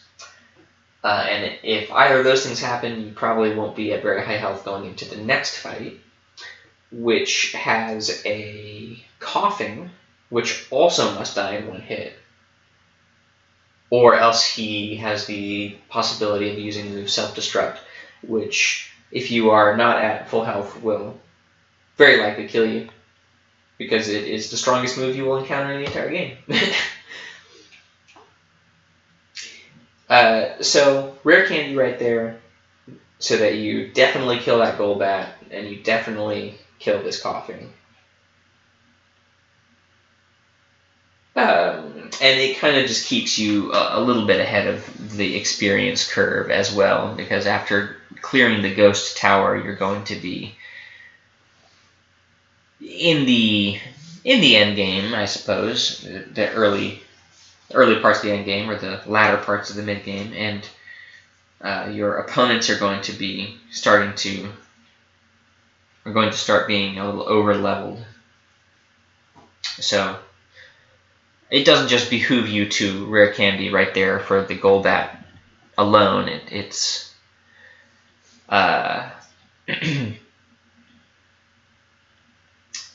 it's a good idea in the long run to do that also.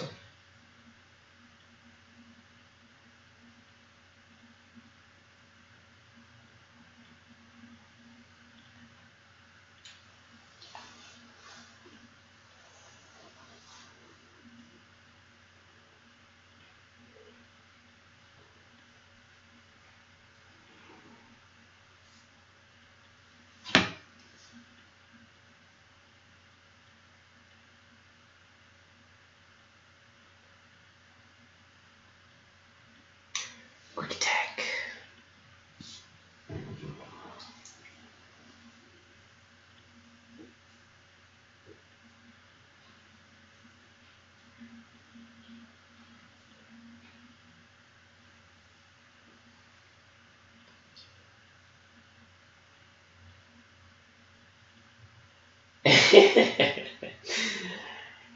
Check his books before getting my reward. See if there's anything interesting on his shelf. And now it is time for the big Celadon Mart visit.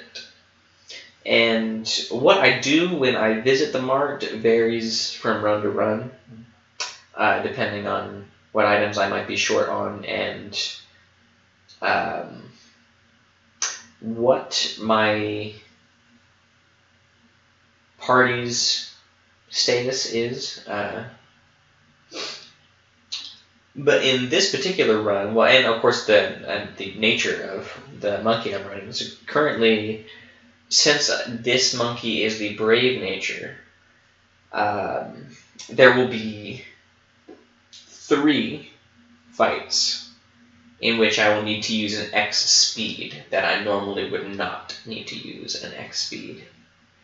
And all of those fights are rival fights, because the rival in the end game, the last several fights, you encounter him and he has an Alakazam, which, you know, is psychic type and is faster than you and will always want to kill you.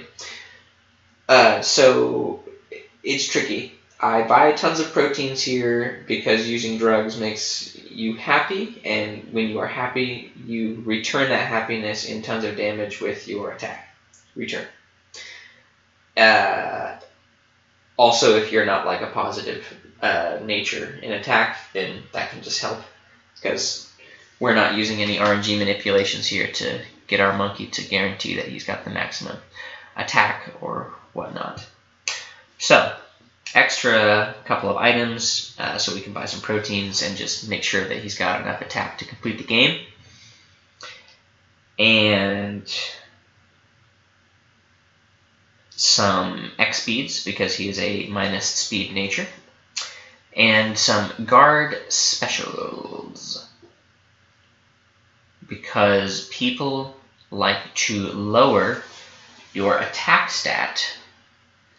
And you can run from that Snorlax battle, but if you fight that Snorlax here with the amount of experience that we are at currently, and you get that extra 600 plus, you actually level up just before 2 or 3 really difficult fights here. So I just do that because it helps out a little bit, and it's only one turn, a one-turn fight, whether you run or use Brick Break.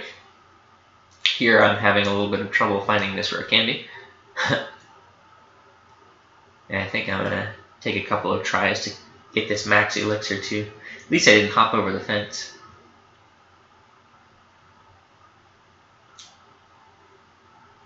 Here we go.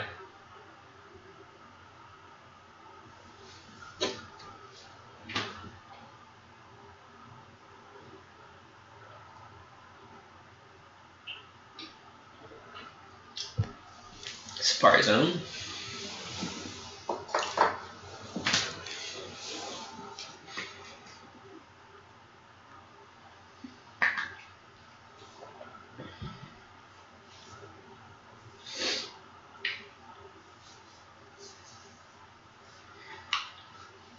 And here, one Super Repel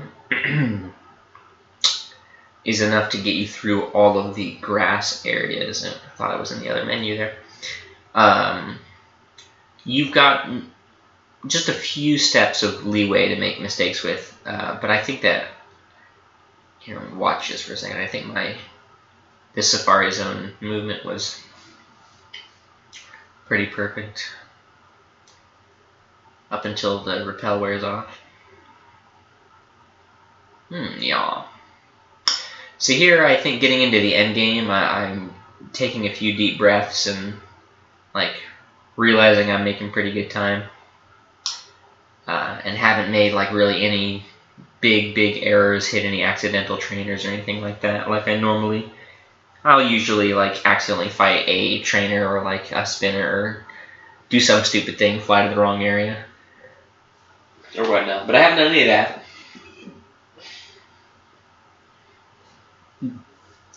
Or like when I was doing a run in front of my friend Eric in Blaine's gym, I answered yes to whether or not TM28 contained Tombstoner, and then I had to fight the trainer. So none of that stuff has happened yet. So I'm realizing I'm in the end game, and I'm pretty clean. I'm clean enough. And here I just decided to do this run. I didn't actually route this in. Going into my bag and using a bag trick to get past that guy, and while I'm in the bag, registering the TN case to make bag tricking past this guy faster, because I have to bag trick past him once more after this, so a total of 3 times. And I have to bag trick past that scientist, that initial lab coat wearing guy, one other time as well. So just doing that, I just decided to do that, and I think I really like it, and I'm going to incorporate it into future runs because it's cool. And I also just now in this run decided to take the elevator down 2 floors instead of the stairs down 2 floors. And I think that's faster too, and it's kind of like funky and cool. And then same, I just decided to keep using the elevator, and this elevator's closer than the stairs right here, so I don't know, I think that's definitely faster. And then, register the TM and use that as the bag trick to get past this dude. And then I think I do it again. I accidentally go into my bag trick prematurely against this one rocket spinner, just because I'm like having to think about, I'm pressing select instead of start. Here we go. But ultimately, I really like that, pressing start and then registering the TM case and then using the TM case for the subsequent 4 bag tricks. Right there, that's pretty cool. Because I have to go into the menu, well, I don't have to, but I am going into the menu here before my rival fight in order to teach bulk up to the monkey and use proteins and potions and move a Pokemon to the front of my party as a sacrifice. So I'd be going into the menu anyway, which, as you can see, I used as an opportunity to register my bicycle to the select button again. So I don't know. I think that's pretty cool. I think I'm going to start doing that in all of my runs now. Since going out of my way to get the TM for bulk up necessitates I bag trick past 2 trainers multiple times, I think it just makes sense to do it with the TM case instead of by pressing start and then going into the bag and then going out of the bag. But now the move bulk up is pretty ridiculous. It increases Primeape's attack and defense both by 50% in one turn. And I will be using it for the rest of the game, and I will not be using any X attacks or X defense because it accomplishes both simultaneously. And the fact that that is the case is the only thing that will allow me to eventually defeat Pidgeot in most of the fights I have against it from this point on, because it just does so much damage with Wing Attack and Aerial Ace. So sacrificing with Guard Spec, which guards my team against having its stats lowered, because Pidgeot likes to lower your accuracy with Sand Attack and your attack with Feather Dance, which I don't think he knows yet, but will eventually come to learn. And since this monkey is a minus speed nature monkey, this is one of the battles I am forced to use X speed on. So I guard spec, bulk up X speed so that I can one-shot Pidgeot with Brick Break, one-shot Execute with Aerial Ace, and outspeed Alakazam to one-shot him with Return.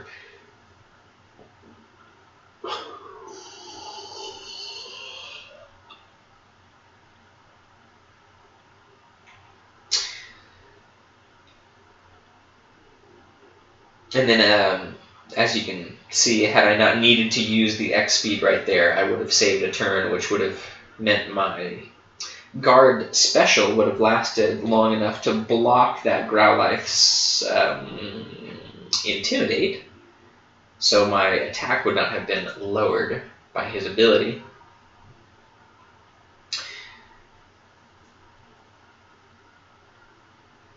Which ended up,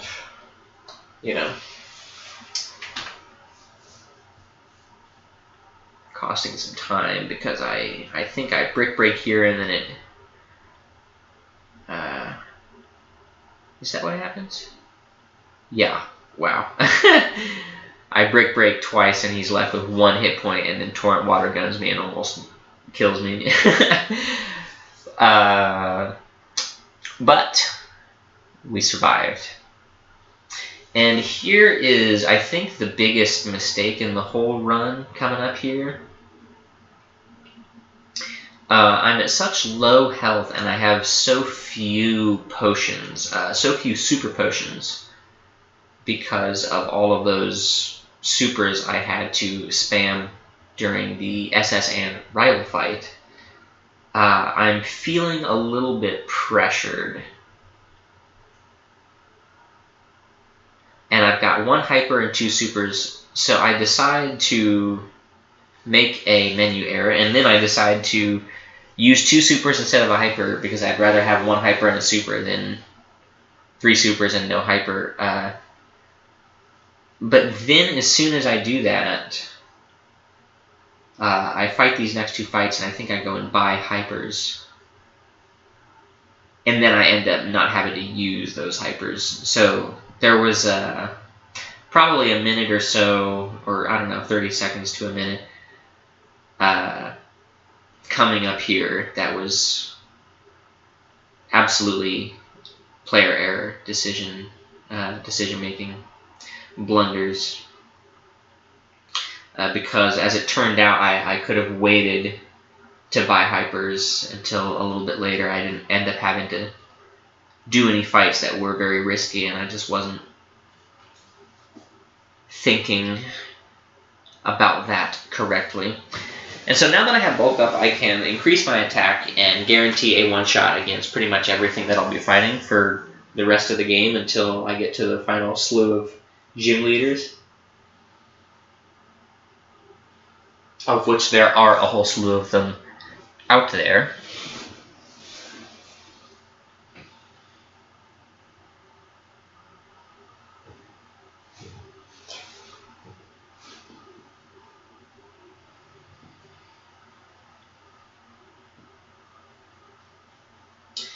And yeah, bulk up return, an American classic.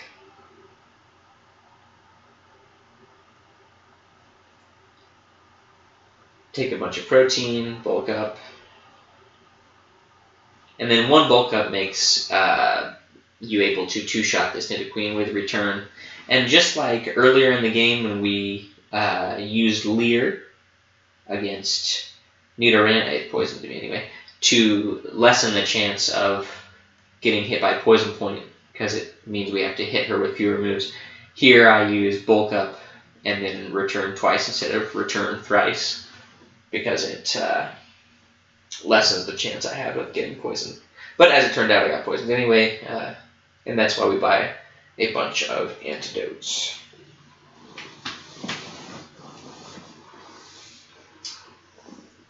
And here I think I also could have made a better decision by healing off the poison immediately, finishing this fight, and then using my last super potion, and then feeling confident going through the rest of the game with just one hyper until I was able to buy them again. But I didn't do that. I decided to finish the fight, antidote, super, and then I had some HP loss right there, and so I decided to dig out and then take an erroneous marked visit here just around the corner. I mean, it wasn't like so bad, I guess. It was probably about 30 seconds, and made me feel a little bit more comfortable. Get a max repel and a full heal, a couple max repels and a full heal. Just while I'm here, just kind of do my last little mart visit, or what should have been my last mart visit, but I just didn't want to go into... I mean, I don't even know why I decided that was a good idea, because I still had the full restore.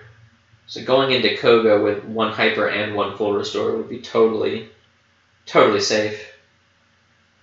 So that was just player error, for sure, and I definitely won't do that next time. I am in a situation where I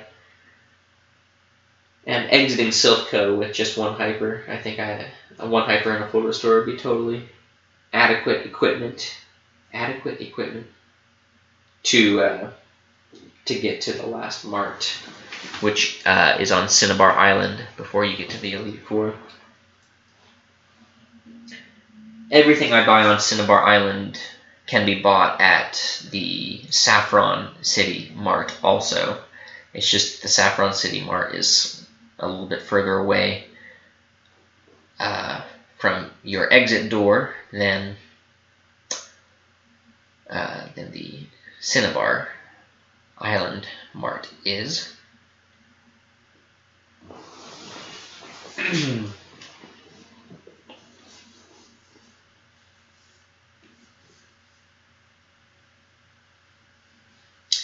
And here's an example of having fought that Snorlax and gotten a little bit of extra, a couple hundred extra experience from the Snorlax, has allowed us to reach level 44, just on the cusp of level 44, just before the Koga fight, which will just allow us to deal a little bit more damage and take a little bit less damage.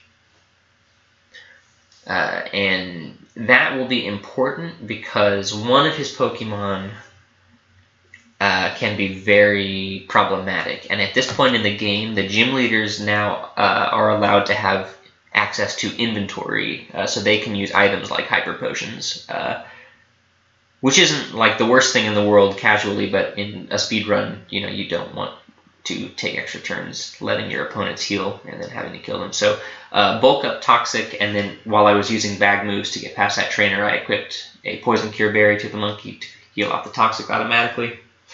And so bulk up Return, American Classic. And here, Muck, I use Aerial Ace instead of Return, because Return can get Muck into Hyper Potion range, and Minimize increases evasion, but Aerial Ace ignores the Minimize.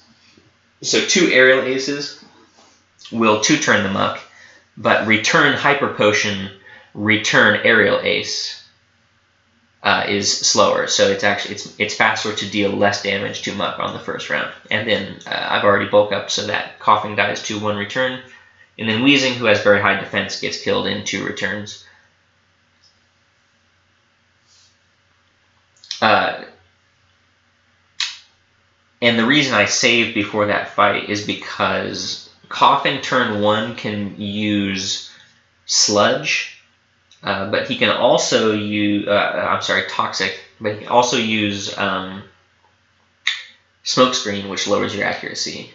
And Self-Destruct, which does a crap load of damage, which would mean that Wheezing could potentially kill you with Sludge on the last round, and Smokescreen, which would make you possibly miss your returns against both the subsequent Coughing and Wheezing. So the fight can go very awry if the first Coughing turn 1 uses Smokescreen, but he did not, so that was fine. And now, since we have beaten Erica, we can use the move Strength, which we have gotten, and we'll now teach to Lapraz.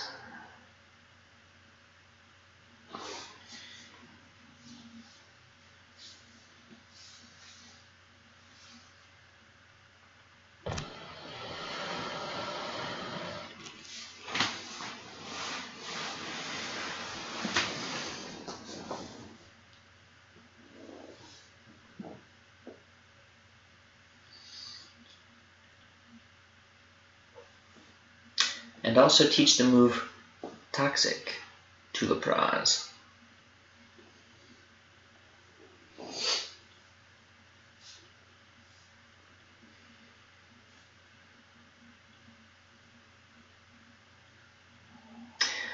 Giving the monkey an Oran Berry there, because in the fight against Blaine, which is coming up here very shortly, if his first Pokemon either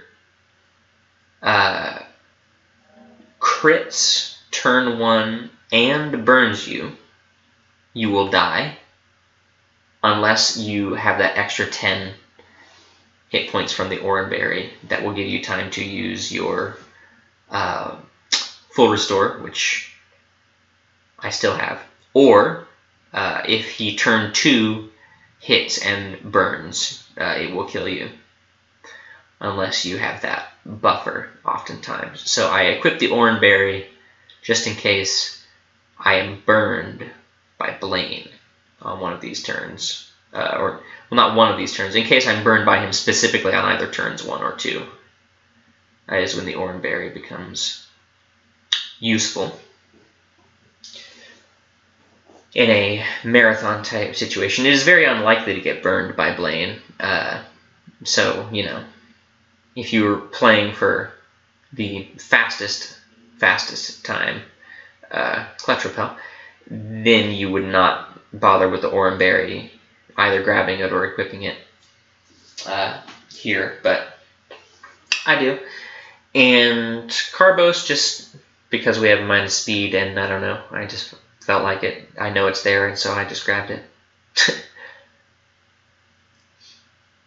Sometimes I do that. I mean, not knowing what your Pokemon's stats are, not knowing what its IVs are, and it just kind of being a little bit up to chance within a, I don't know what that was, within a margin of 10% or so. I tend to just, you know, if I'm minus speed or if I've been slower than something, I'll just grab that Carbos, just so that I know I can outspeed certain things like Golbats and Dug Trios and the like. I think I grabbed it with the intention of using it before Blaine so that I knew I'd outspeed Rapidash, but I'm pretty sure I just, like, the minus speed monkey outspeeds Rapidash anyway. And here I prove that I am a true Pokemon trainer and actually answer all of the questions correctly.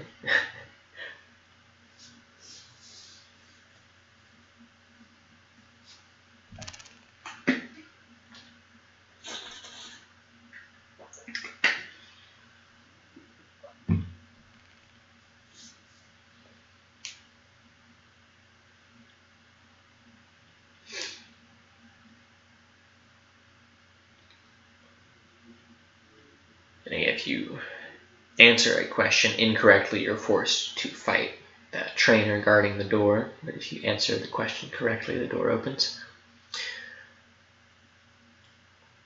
Speak, friend, and enter.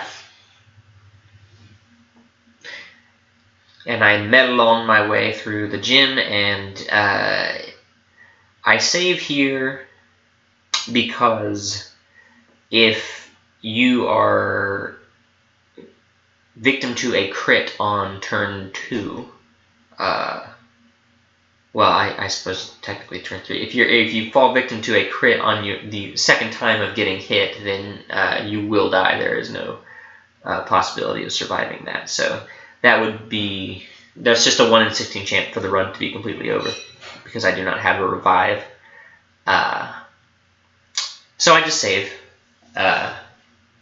Because, you know, if Brock can crit me like 40 times in a row, surely Blaine can lie in wait for a while and do it to me when I least expect it.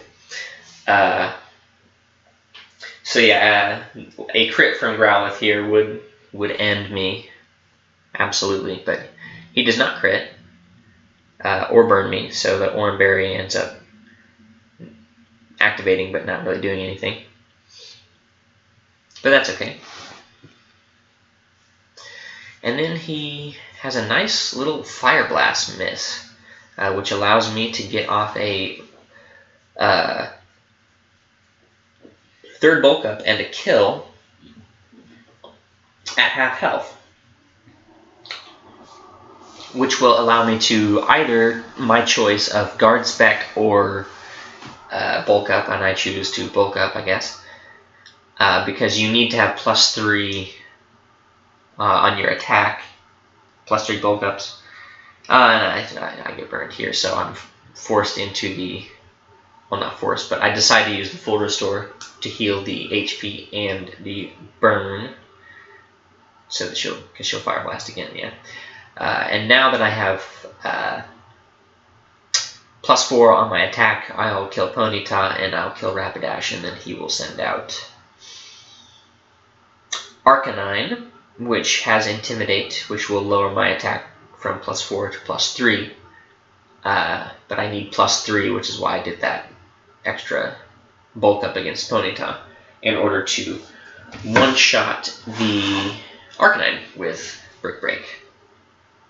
So he lowers my attack, but it's still high enough to get the kill. And I ended up critting him anyway.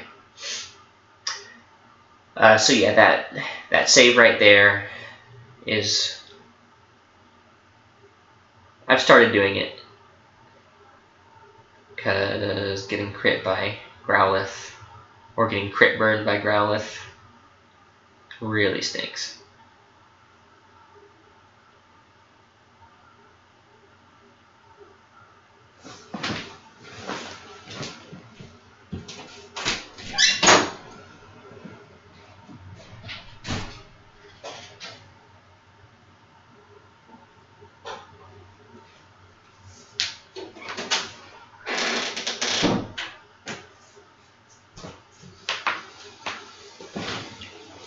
And then we refuse Bill's invitation to go on a pleasure cruise.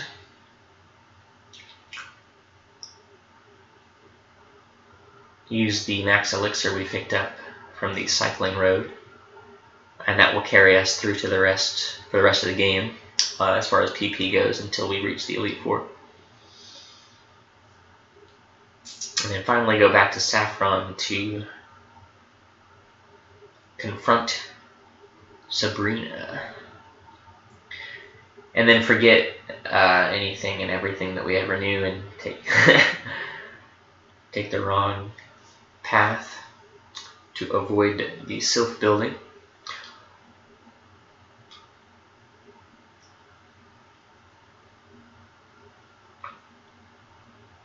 And then remember everything we ever knew from when we were 8 years old and teleport our way to Sabrina.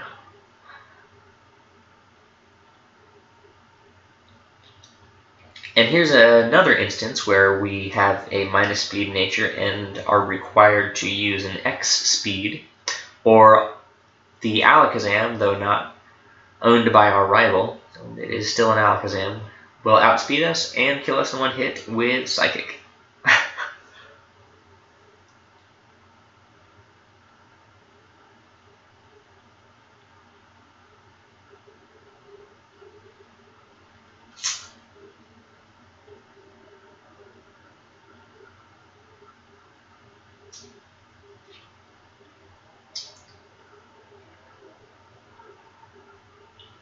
Had we been neutral speed,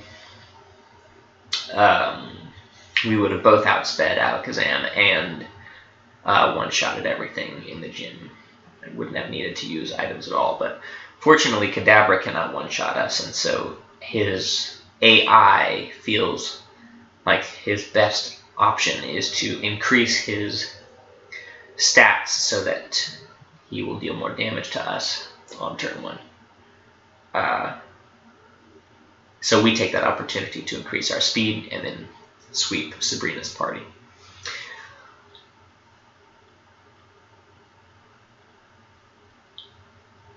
Dig out of her gym.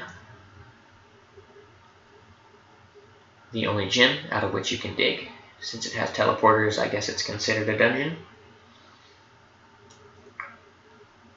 And then we fly to Viridian City for the final gym leader. The guy that we sat next to on the couch a while back. And then he gave us that cool little kaleidoscope thing. And then disappeared.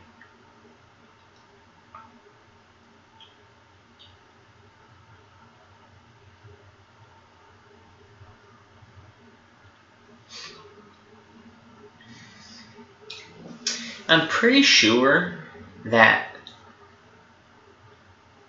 if you have a plus attack nature and like really, really high attack IVs, you can one-shot these Machokes with Aerial Ace instead of using Bulk Up Return or Bulk Up Brick Break.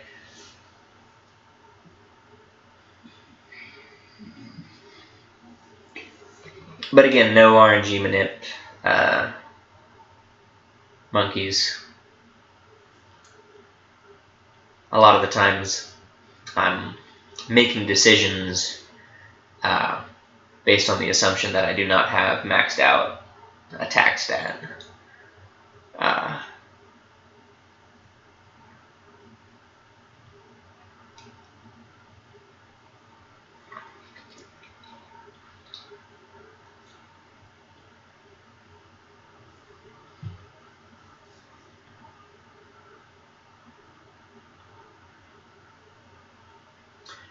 Truly talented, win with style. And here is one of the first, I think maybe the first instance of the double bulk up versus a trainer. And this particular cool trainer is like pretty gym leader-esque in that he's got tons of Pokemon and more than half of them are in their final evolution. And 2 of them are Nido from the Nido genus. So I want to use as few attacks on them as possible to lessen my chance of getting poisoned by them by attacking them. So I use 2 bulk ups here at the beginning of the fight, and then kill both the Marowaks and the Rhyhorn and the Nidorina with a return, and then the second bulk up is so that this Nidoqueen that he follows up the Nidorina with will also die in a single return to try to skip having to heal off a poison. And I don't get poisoned, so that was nice. And Giovanni is one of the easier gym leaders, so you don't really need to have very high health, and you don't need to save before fighting him because you just use a guard spec, and then his Rhyhorn spends his days trying to lower your stats while you prepare to one-shot his entire team.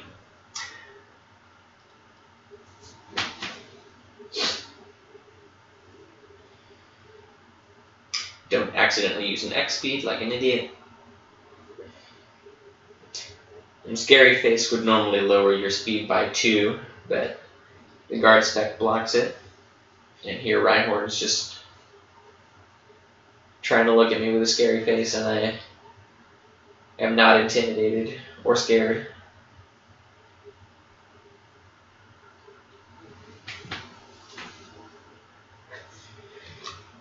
And then I've run minus speed natures a couple times before this, and in both of those runs, Dugtrio got off an Earthquake here, but he did not in this case, so I guess it's still possible to outspeed that Dugtrio even with minus speed nature if your monkey's got crazy IVs, which this one, throughout this entire run, is displayed. He's had like really high attack and really high defense and really high speed. And the fact that that Growlithe didn't do even nearly half damage with the Fire Blast, I mean, he had really high special defense. So, possibly had something to do with me being able to complete the run, is this monkey being gifted, let's say. And then, again, the double bulk up here in order to one-shot the Nidoqueen, just like with the fight with the, against the Cool Trainer a moment ago. Just a little bit more elaborate because we had to guard spec on turn 1 to avoid the scary faces. But otherwise, just guard spec, bulk up, bam, bam, bam. And then he gives us as much cash as a nugget. Pretty suspicious.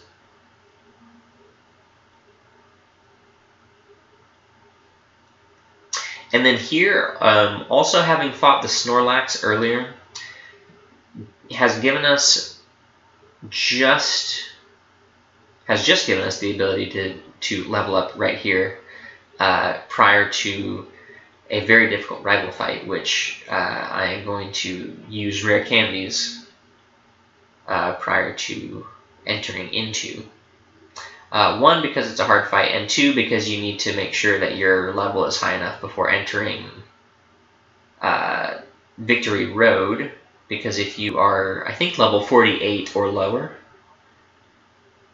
even if you use Repels, you can still run into a wild level 48 Onix in Victory Road, so it's important to be level 49 or higher there. So I just got to level 49 and was able to use some rare candies to get my monkey up to par with where we're at. And so here's the toxic strategy. If you were wondering why I taught toxic to Lapraz. Having a minus speed monkey makes you have to do certain strange things in order to kind of keep things consistent. So I use Toxic here and then Guard Spec so that I could bulk up and Feather Dance is blocked by the Guard Spec. And then I have to X speed here again also because the rival has Alakazam. And then I get hit by Wing Attack. And then I can one-shot Pidgeot after a bulk up return because of the poison damage.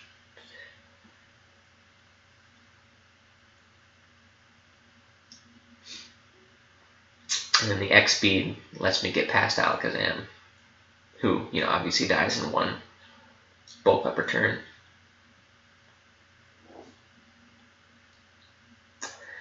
But now the Mist, the guard spec protects me from Growlithe Intimidate triggering, which lets me kill Growlithe.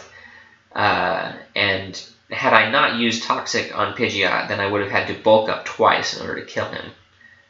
So that turn save let me parry the Intimidate from Growlithe. Which is good, because had I not, then this Execute would not go down in one shot to Aerial Ace, and he can use Stun Spore and make you have a really bad time. And then here, I decide to go with Brick Break, Bulk Up Brick Break, to avoid getting Blastoise into Torrent plus Rain Dance plus Water Gun, which I don't know if it would have killed me, but I didn't want to take the chance. So I spent an extra turn to increase my attack so that my next attack would for sure do way over half his hit points and kill him. And that was the last rival fight before the champion.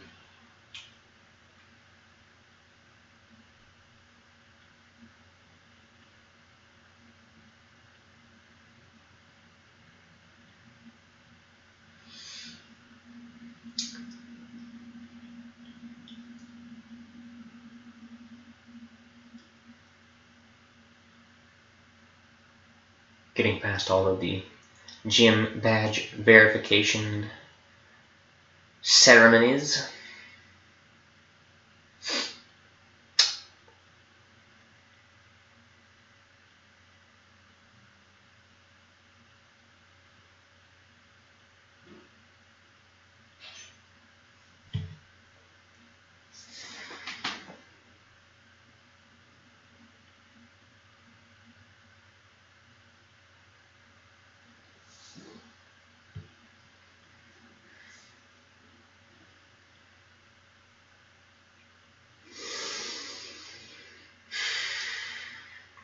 And then here's the second instance of the Goldberry coming into play.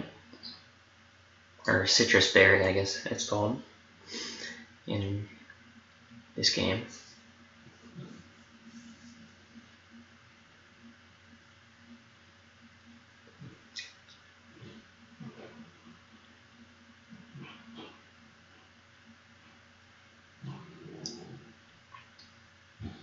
Solving the switch with the rock puzzles. With some pretty okay bike movement coming in. Finally, here at the end. I say that and then ball.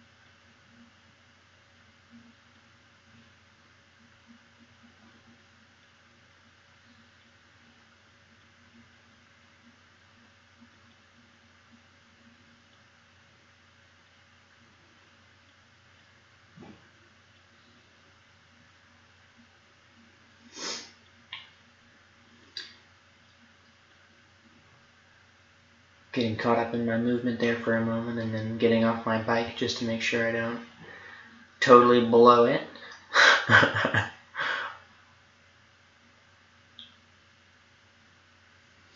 Pushing a rock down a hole and then jumping in after it like a crazy person.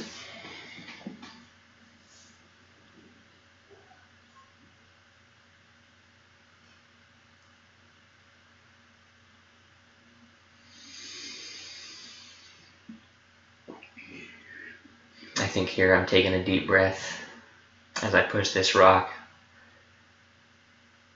telling myself I'm about to go up against the Elite Four. And I'm making pretty good time.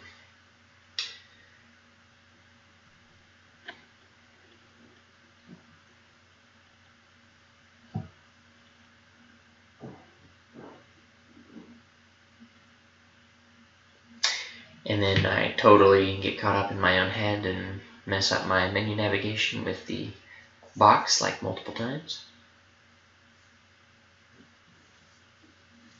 And then you can do the toxic strategy against the Champions Pidgeot as well as the final rival fight Pidgeot.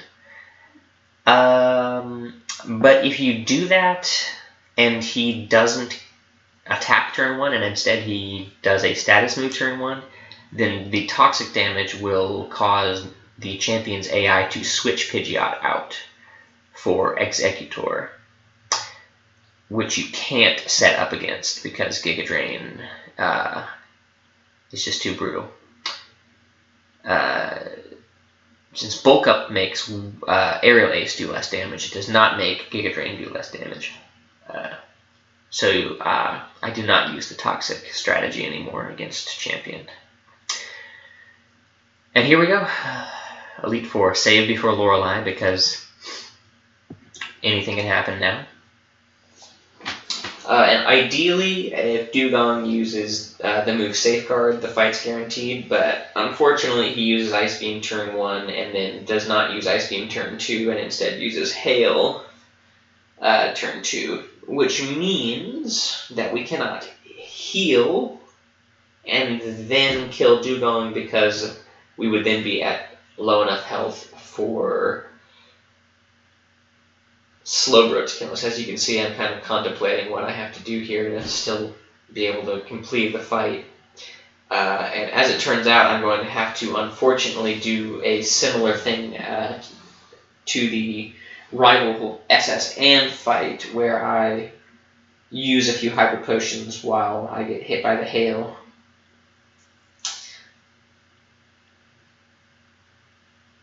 Because Surf Hail Surf will kill, so I can't attack Slowbro. Since I will not one-shot Slowbro, I cannot attack him while Hail is active, unfortunately.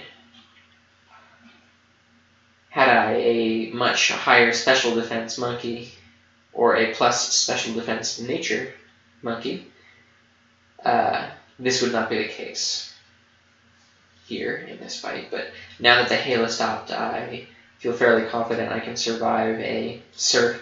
And then I mistakenly use Return, which puts her into full restore range, and I could have used Aerial Ace to do less damage, and then use Return after that.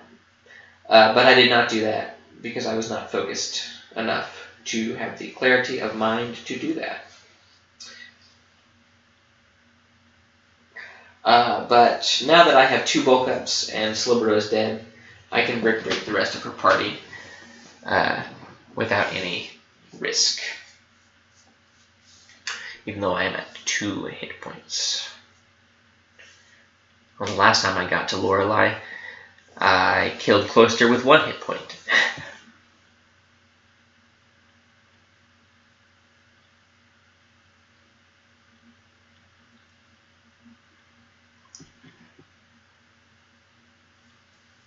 And then break.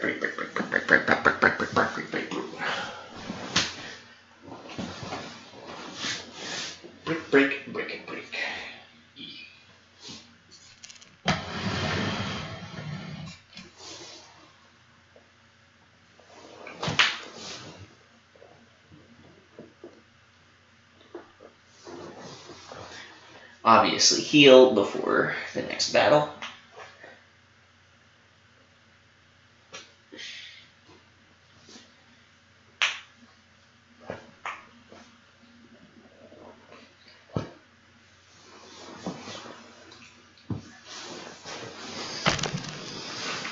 And then here's it's kind of a Giovanni type situation in that the Onyx will try to lower your speed while you set up your attack boosts, lower it with Rock Tomb rather than Scary Face.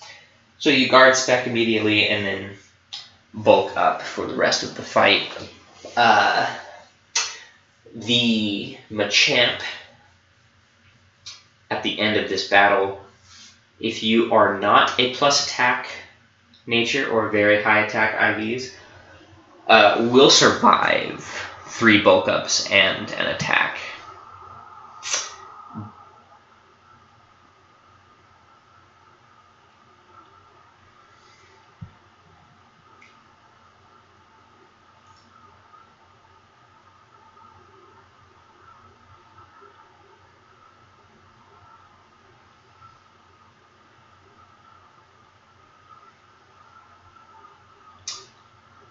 But I am a plus attack nature monkey, and I'm pretty sure the IVs of this monkey are also very high. So 3 bulk ups into an aerial ace will kill. Super effective aerial ace is stronger than any other move I have.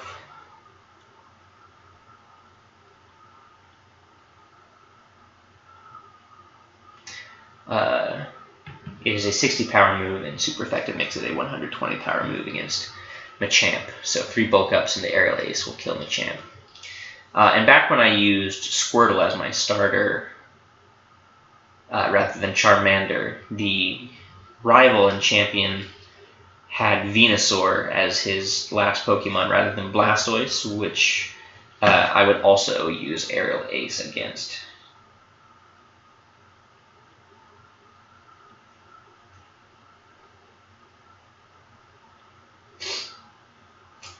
But here's another instance of aerial ace coming in to play.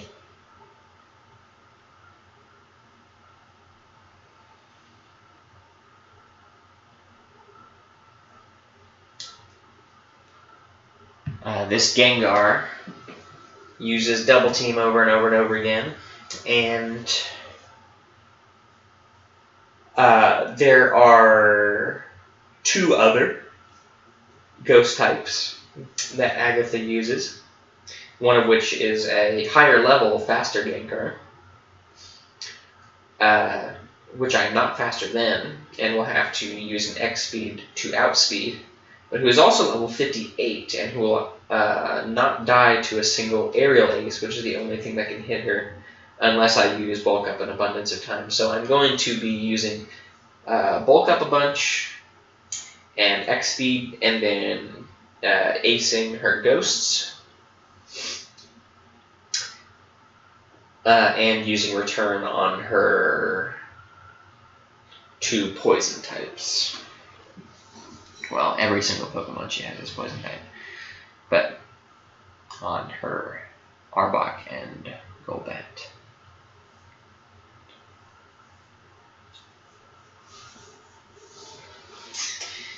And here actually is where it doesn't make any difference whether you are minus or neutral speed. If you are neutral speed, you must still use an X speed to outspeed her level 58 Gengar, and you must still use an X speed during the fight with Lance and the fight with the champion. Obviously, he still has Alakazam, but that Alakazam will outspeed a neutral speed or minus speed monkey. The plus speed nature monkey does not need to use a single X speed throughout the entire game, and outspeeds all Alakazams and Gengars and Aerodactyls and Dugtrios and everything. So that's cool. But I've only completed a run with a plus speed monkey. Well, I guess I've completed 2 or 3, probably.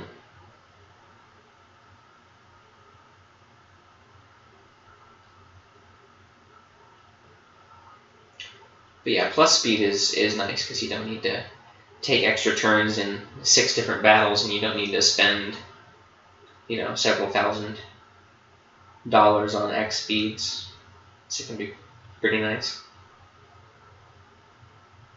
But minus speed is cool too. I don't have a problem with any nature.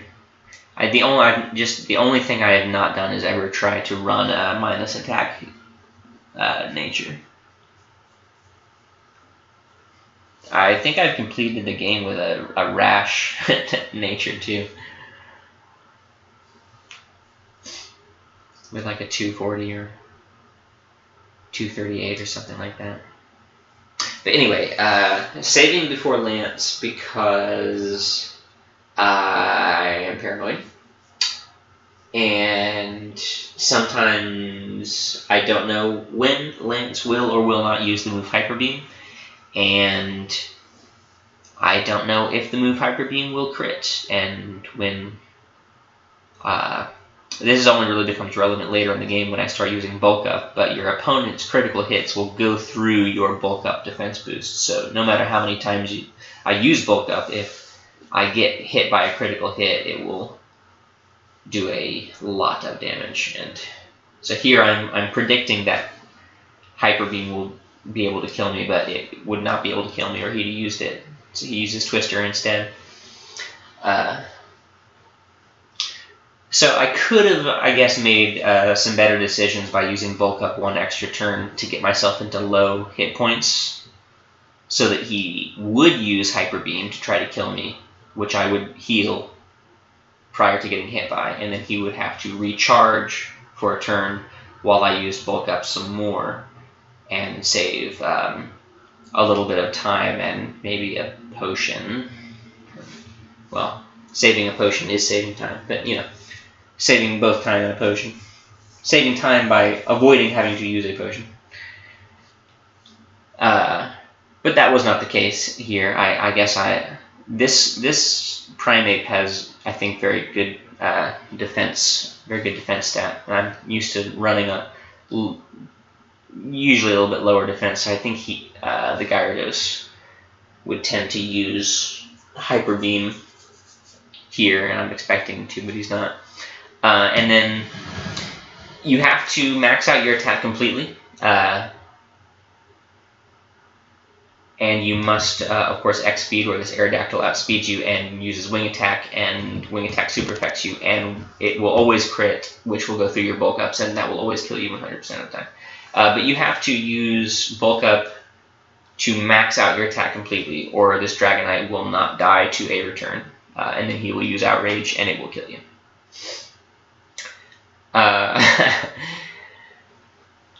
And then obviously, since Dragonite dies in one return, his previous evolutions, Dragonair, will die in one return as well.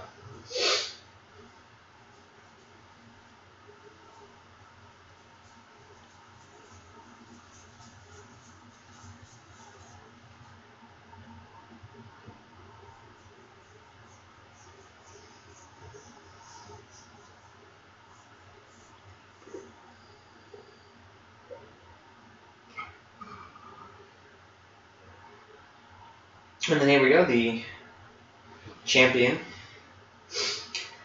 heal the monkey to full and elixir it, because I only have, I think, 2 PP left for Bulk Up, and I'll need to use that quite a few times in this fight, so I could ether it, but elixir is just faster. And then give him the citrus berry, the last berry I have in the pouch. The gold berry, or citrus berry, whatever you want to call it. And that, you will see momentarily why that is convenient. I don't necessarily know if it saves a ton of time, but it definitely gives me more peace of mind when I'm entering into this fight after such a long run, not having made tons of errors. I'm like, my nerves are at the maximum by now, and I'm just like trying not to mess up too bad, like using Brick Break accidentally on Agatha. It's a guard spec sacrifice, also an American classic. Guard spec sacrifice, Bulk Up return, combo meal. And rather than do the toxic strategy, I'm just not risking to swap out into Executor and using Pidgey and Bulk Up. And I saved here again for the same reason as Blaine, or one of the same reasons, is if turn 2 critical, there's no way of getting out of that, and you can't revive. So, and here's where the citrus berry, or the gold berry, healing me gives me an extra turn of bulking up before I have to go into my menu to hyper. Or full restore, I guess. I'm out of hyper potions. So that just gives me more damage reduction going into this turn, these couple turns of taking aerial aces, because I have to heal and then guard spec. And of course guard spec was good because he tried to lower my accuracy, but he failed. And I do not have any more Pokemon in my party, which means Pidgeot cannot use Whirlwind to switch me out and get rid of all of my stat boosts. So I have free reign here to max out my attack stat and then use X speed in order to get past the upcoming inevitable Alakazam. And I use the final bulk up. And here I do this on purpose so that I can get myself to very, very low health. And the reason I get myself to really low health is so that the Rhydon that he is about to send out will be forced to use the move Earthquake because it has I'm in kill range for it.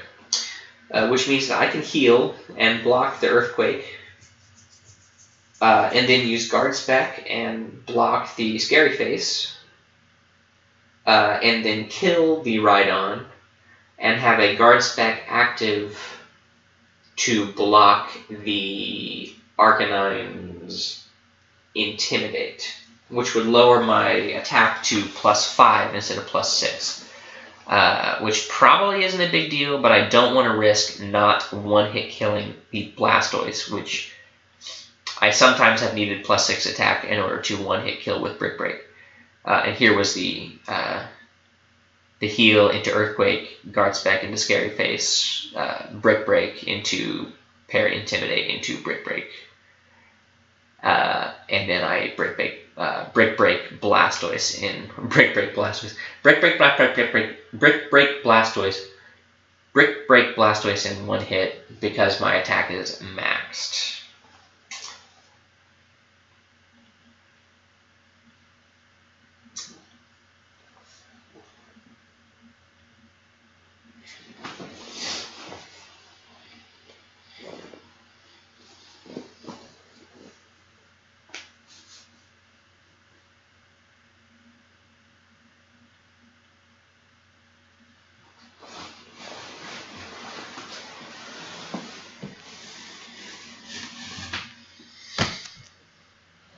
I think the reason I choose to do 6 bulk ups into Brick Break on that Blastoise is because when I used to choose Bulbasaur, when I used to choose Squirtle as my starter and I fought Venusaur as the final Pokemon in the game, it took 5 Brick Breaks into Aerial Ace, which is slightly more powerful than Brick Break, to kill. So I don't know. I just kind of feel like it would be a shame to use 5 bulk ups, Brick Break, and then Blastoise have like a couple of hit points left and you get Hydro Pumped and just like it'd feel bad. And so that is Pokemon Leaf Green in 2 hours 40 minutes. I think the in-game time is more like 2 hours 30 minutes, but because of saves and things.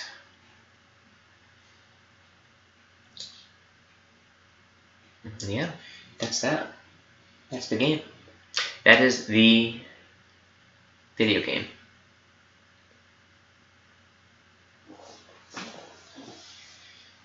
I think I finished the game with, my best time was with an Adamant Monkey, of course. But I've had equivocal times within a minute or two of that with Brave, with Lonely, with Careful, with Impish, I had a good time with a Hasty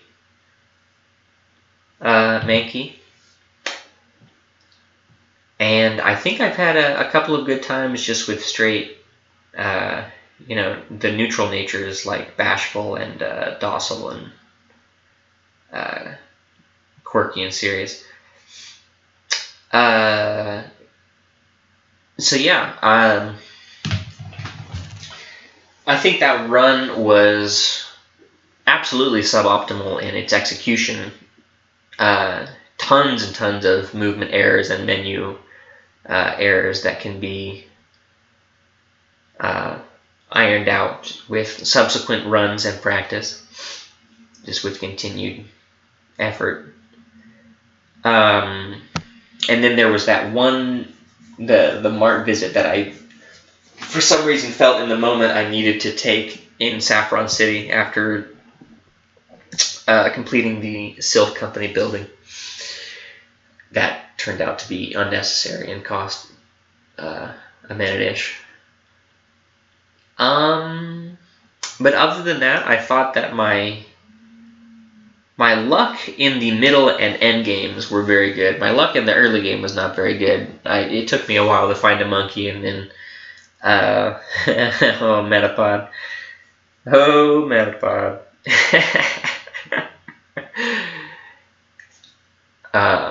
But I eventually went on to hit a bunch of kicks, fortunately, which was not. I mean, that against the rival before Nugget Bridge, the sand attack into Rock Tomb hitting was very, very fortunate, because I think that was about a 50-something% chance.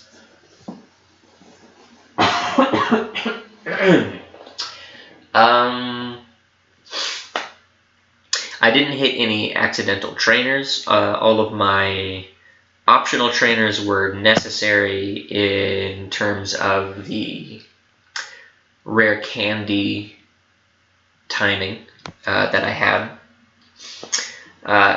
Using a rare candy before Giovanni to learn Cross Chop to defeat Kangaskhan eliminated the risk of getting Mega Punched, and then leveling up just before rare candying in order to guarantee the one-shot on the Golbat and the Coughing in the Ghost Tower.